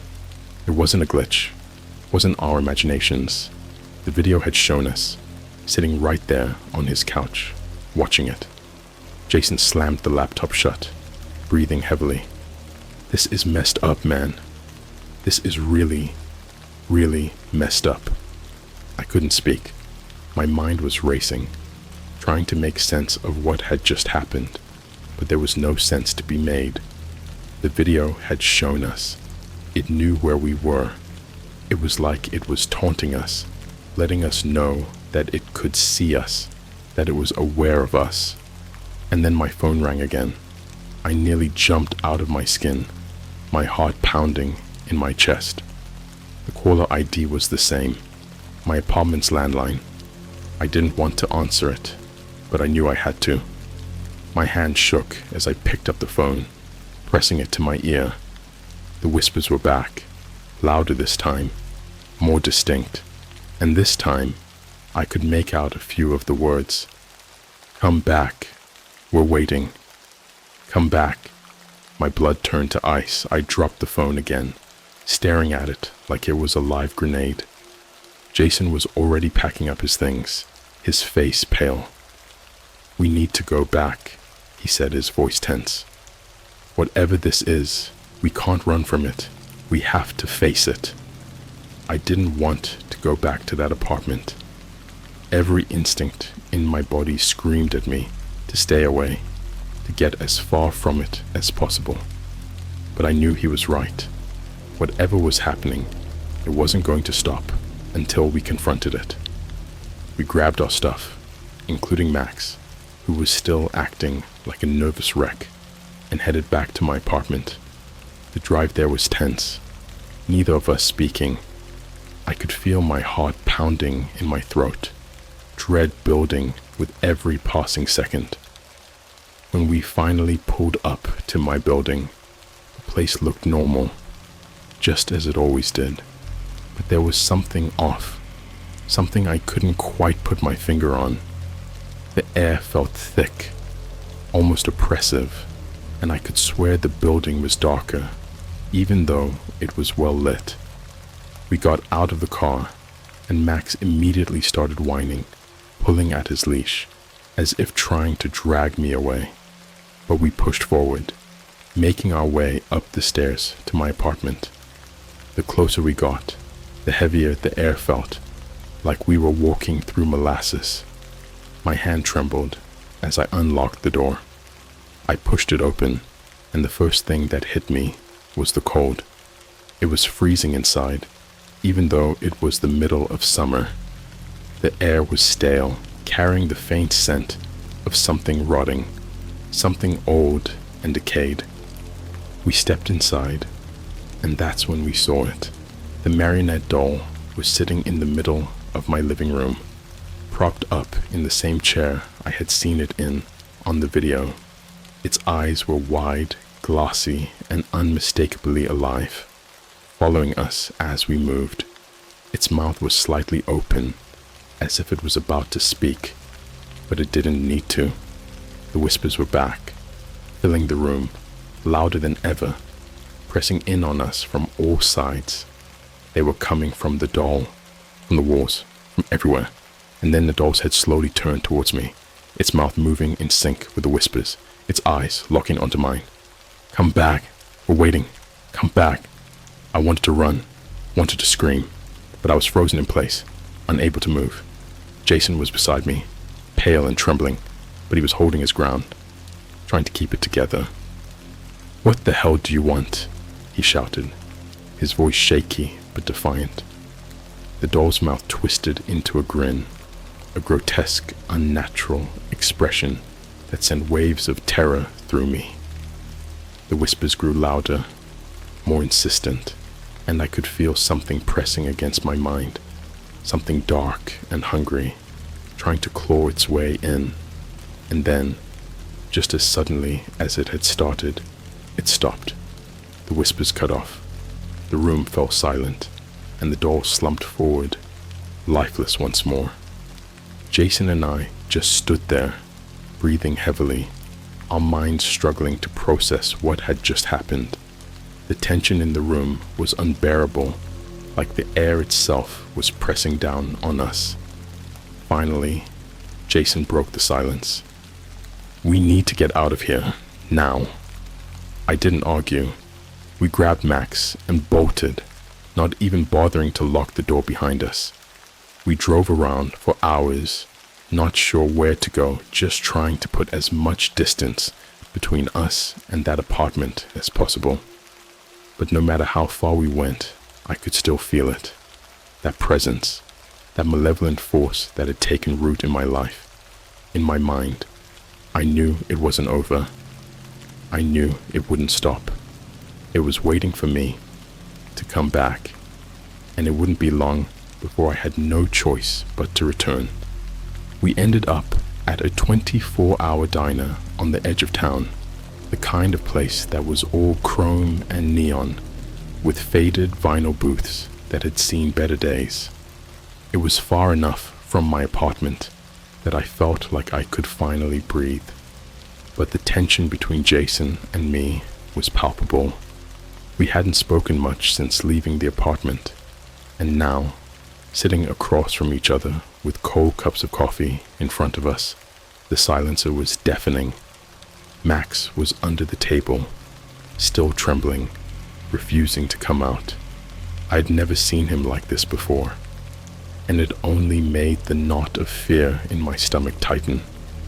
It wasn't just the apartment that had changed.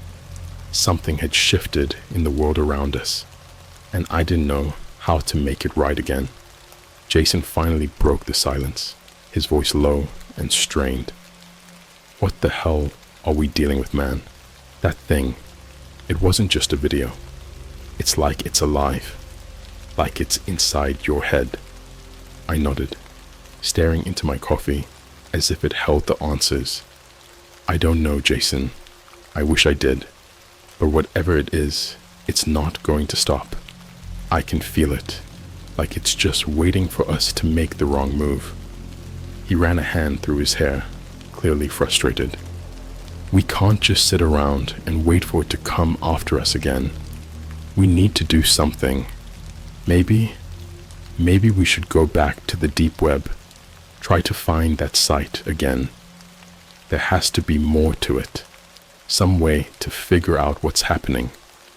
The thought of going back to that place, of diving deeper into the darkness that had already sunk its claws into my life, made my skin crawl. But Jason was right. We couldn't just sit around and hope this thing would go away.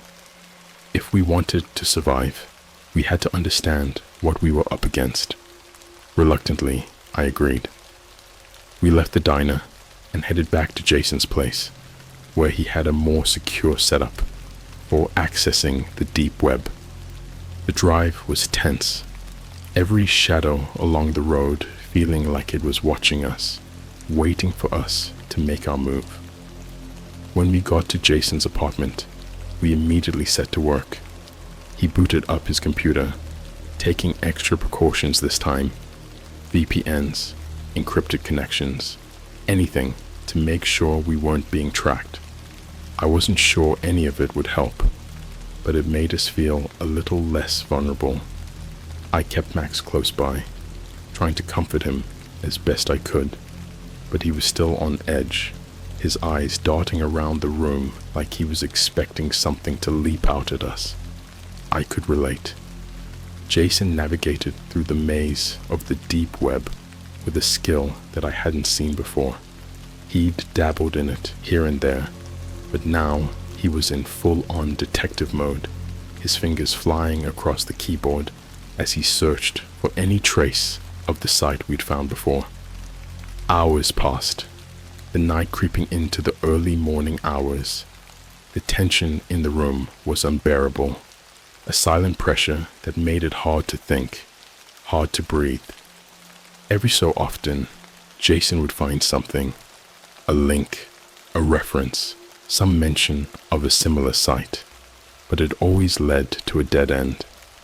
It was as if theater of the mind had never existed, like it had been erased from the web entirely. Just when I thought we'd hit a dead end, Jason froze, his eyes narrowing at the screen. "I think I found something," he said, his voice barely above a whisper. I leaned over, trying to see what he was looking at. It was a forum post, buried deep in a thread about obscure deep websites. The post was short, just a few lines, but it mentioned a site called Theater of the Mind and warned people to stay away from it. The poster claimed that the site wasn't just some creepy collection of videos, but something far more dangerous, something that could reach out to you, that could infect your mind if you watched the wrong thing. My heart sank as I read the post. The words were vague, but they resonated with what I'd been experiencing.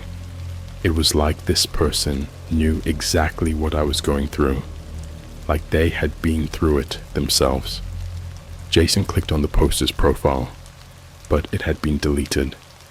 There was no trace of them, no other posts, nothing. It was like they had disappeared. We sat in silence for a moment, the weight of what we had found settling in. I could see the fear in Jason's eyes, the same fear that was gnawing at my insides. Whatever this thing was, it was beyond anything we could comprehend. "We need to find someone who knows more," Jason said finally, his voice shaking slightly. "Someone who's been through this, who can tell us what to do." It was a good idea, but where the hell were we going to find someone like that? The deep web wasn't exactly known for its helpful communities, and anyone who had experienced what I was going through was probably either too scared to talk about it or gone, but we didn't have any other options. We spent the next few hours scouring forums, searching for any mentions of people who had encountered similar things. Most of it was garbage, urban legends, fake stories, people trying to scare each other for fun. But then we found something. It was buried deep in a conspiracy forum, a thread about haunted videos, cursed websites, and other paranormal phenomena. Most of it was the usual nonsense, but one post stood out. It was from a user named Watcher in the Dark, and it was a long, detailed account of an experience eerily similar to mine. They described finding a video on the deep web, watching it, and then being haunted by something from the video, a presence that seemed to follow them everywhere, that whispered to them in the night. The similarities were too close to ignore. Jason messaged the user, hoping against hope that they were still active. We waited in silence, the tension unbearable, until finally a notification popped up. Watcher in the Dark had replied. The message was short, direct. I know what you're going through. We need to talk. Meet me tonight. I'll send you the details. I felt a mix of relief and dread. We had found someone who knew what was happening, someone who might be able to help us. But there was a part of me that didn't trust it, that felt like we were being led deeper into the darkness. Sure enough, a few minutes later, another message came through with an address. A rundown motel on the outskirts of town, the kind of place that people only went to when they had nowhere else to go. It was the last place I wanted to be, but we didn't have much of a choice. Jason and I left immediately, Max reluctantly following us to the car. The drive to the motel was tense, every mile taking us further from any semblance of safety. The streets were empty, the town eerily quiet, as if the whole world was holding its breath. When we finally arrived, the motel looked even worse than I had imagined. The neon sign flickered weakly, casting a sickly light over the cracked pavement. The building itself was crumbling, paint peeling from the walls, windows grimy and opaque. It looked abandoned, but a few cars were parked outside, their owners nowhere to be seen. We pulled up to the room number that Watcher in the Dark had given us. My heart was pounding in my chest as we got out of the car, every instinct screaming at me to turn around and leave. But we couldn't. We had to see this through. Jason knocked on the door, his knuckles white as he waited. The seconds stretched into what felt like hours, and just when I thought no one was going to answer, the door creaked open. A man stood in the doorway, his face obscured by the shadows. He was tall, thin, with a gaunt look that spoke of someone who hadn't slept in a long time.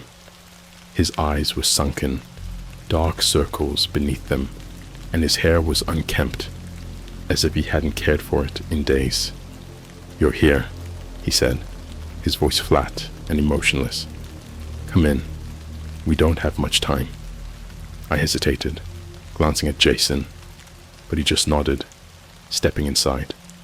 I followed, Max close at my heels, his tail tucked between his legs. The room was dimly lit, the only light coming from a single flickering bulb in the corner. The walls were bare, the furniture sparse and worn. There was a faint smell of mildew, and the air was heavy, oppressive. The man closed the door behind us, locking it with a series of deadbolts that made my stomach twist. He motioned for us to sit, and we did, taking the only two chairs in the room. He remained standing, his eyes never leaving us. "I know what you're dealing with," he said, his voice low. "I've been through it myself. That video, it's not just a video. It's a gateway, a conduit for something far worse." Jason leaned forward, his voice tense. "What is it? How do we stop it?" The man shook his head slowly, his expression grim. "You don't stop it. You survive it. That thing you saw, the doll, is just the beginning. It's the bait. It lures you in, traps you, and then it starts to feed." "Feed?" I echoed, my voice barely above a whisper. He nodded, his eyes dark. "It feeds on fear, on despair, on your very soul. It's an ancient thing, older than you can imagine. It uses the deep web to find its prey, to find those who are curious, those who are vulnerable. And once it has you, it won't let go." I felt a cold chill run down my spine. "So what do we do?" The man sighed, running a hand through his disheveled hair. "You have to sever the connection. Destroy the video. Destroy anything that ties you to it. But even then, it might not be enough. It's already inside you, inside your mind. It'll try to drag you back, no matter what you do." Jason looked like he was about to argue, but the man held up a hand, stopping him. Listen to me. The more you try to fight it, the stronger it gets. The only way to survive is to stay one step ahead. Keep moving. Don't let it corner you. And whatever you do, don't watch it again. Not ever. His words hung in the air like a death sentence. The reality of what we were dealing with was sinking in, and it was far worse than anything I could have imagined. The man reached into his pocket and pulled out a small, worn notebook, handing it to me.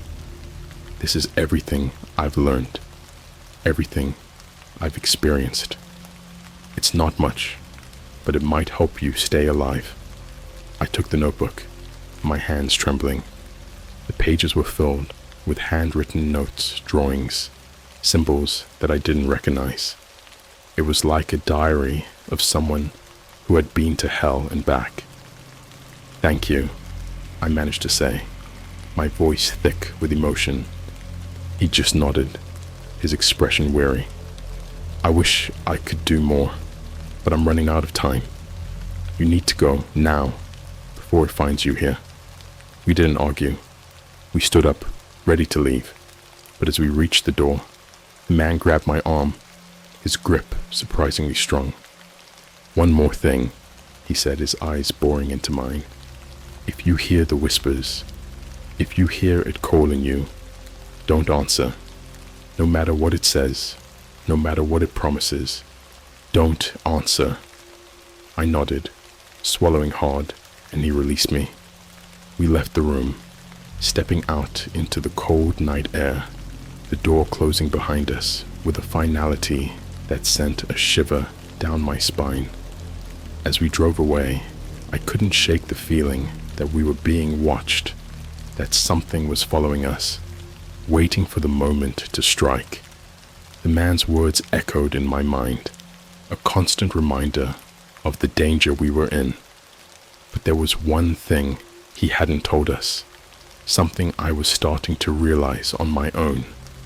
This wasn't just about survival anymore.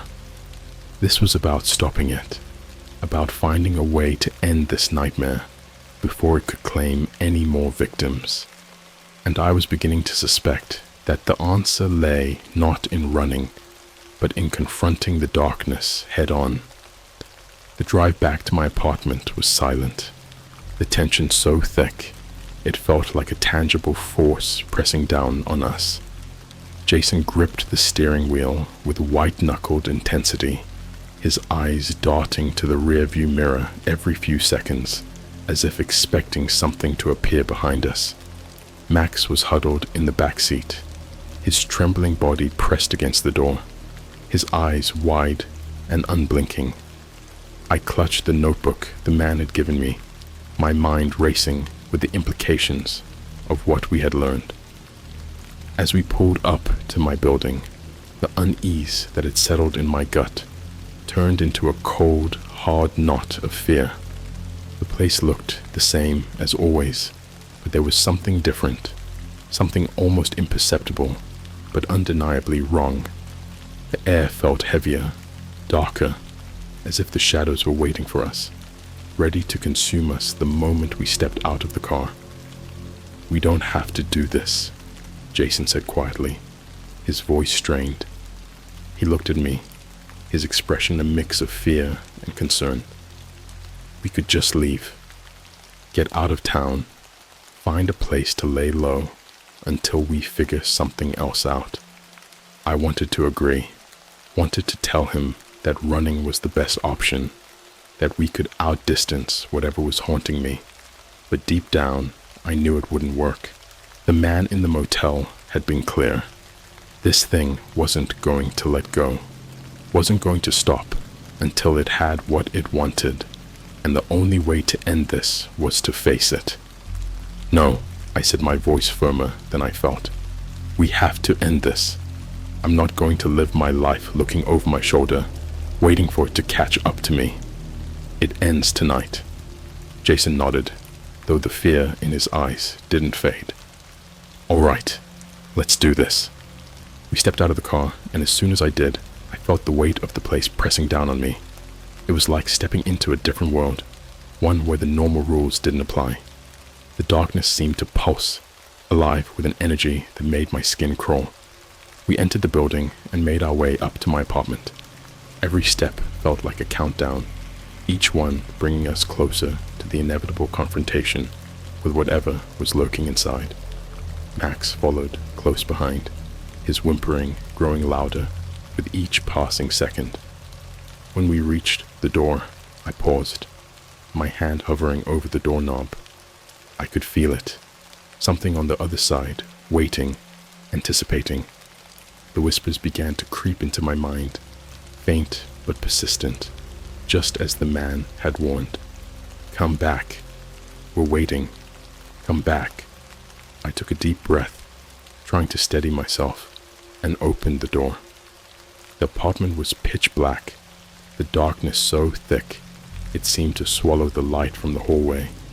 The cold hit me like a physical force, a bone-deep chill that made me shiver uncontrollably. Jason flicked on the flashlight he'd brought, the beam cutting through the darkness. As we stepped inside, the light fell on the marionette doll, sitting in the same spot we had left it, its eyes reflecting the light in a way that made them seem alive. But it wasn't just the doll that unnerved me. It was the sense of presence, the feeling that we were not alone, that something was watching us from the shadows. The whispers grew louder, filling the room, filling my head. I could feel the pressure building, the malevolent force pressing in on me from all sides, trying to break me, trying to pull me under. Jason moved forward, his flashlight trained on the doll. This thing, it's the source, isn't it? It's what's been drawing everything in. I nodded, my throat too tight to speak. The notebook felt heavy in my hands, and I knew what I had to do. The man had said the only way to sever the connection was to destroy everything connected to the video, to break the link between me and the entity that had attached itself to me. I opened the notebook, flipping through the pages until I found what I was looking for. An old crude drawing of a circle surrounded by symbols that I didn't recognize, but that seemed to hum with power. Below the drawing was a set of instructions, hastily scrawled, but clear enough to understand. "We need to draw this," I said, my voice shaking. "We need to trap it inside." Jason didn't hesitate. He grabbed some chalk from my desk and began to draw the circle on the floor, following the instructions to the letter.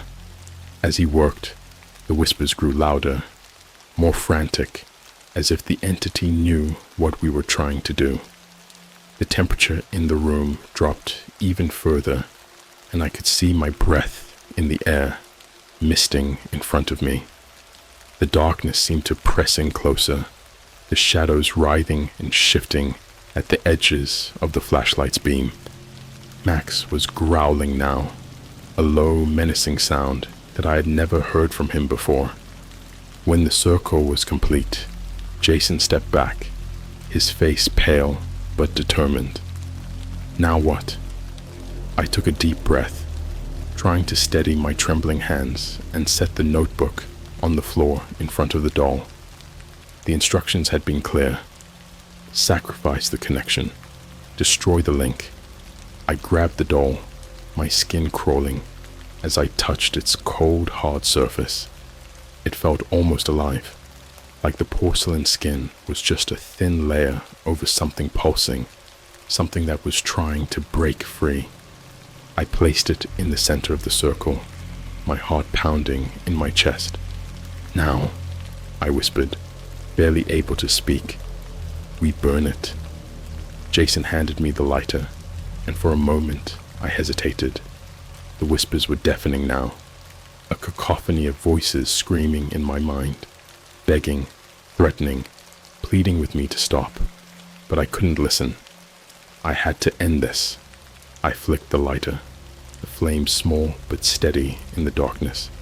I held it over the doll, my hand shaking so badly I almost dropped it. But then, with a deep breath, I lowered the flame to the doll's porcelain skin. At first, nothing happened. The flame flickered, casting dancing shadows on the walls, but the doll remained unchanged. The whispers grew more frantic, more desperate, and I could feel the pressure building, the darkness closing in, trying to snuff out the light. And then, slowly, the doll began to burn. It started at the edges, the porcelain cracking and blackening as the flame spread. The whispers turned into screams, high-pitched and agonized, as if the entity was feeling every inch of the flame's touch. The doll's face twisted, its glassy eyes melting, its mouth stretching into a grotesque grin that seemed to mock us even as it burned. The flames grew brighter, hotter, consuming the doll in a matter of seconds. The light from the fire filled the room, pushing back the darkness, the shadows recoiling as the circle trapped the entity within. The screams grew louder, more piercing, until I thought my head would explode. And then, with a final ear-shattering scream, the doll collapsed into a pile of ash. The whispers stopped, the pressure lifted, and the room fell silent. For a moment, Jason and I just stood there, staring at the pile of ash in stunned silence. The air was still cold, but the oppressive weight that had been bearing down on us was gone. Max emerged from his hiding spot, his body still trembling, but no longer cowering in fear. I sank to the floor, my legs giving out beneath me, the adrenaline leaving my body in a rush. Jason was beside me, his face pale but relieved. We had done it.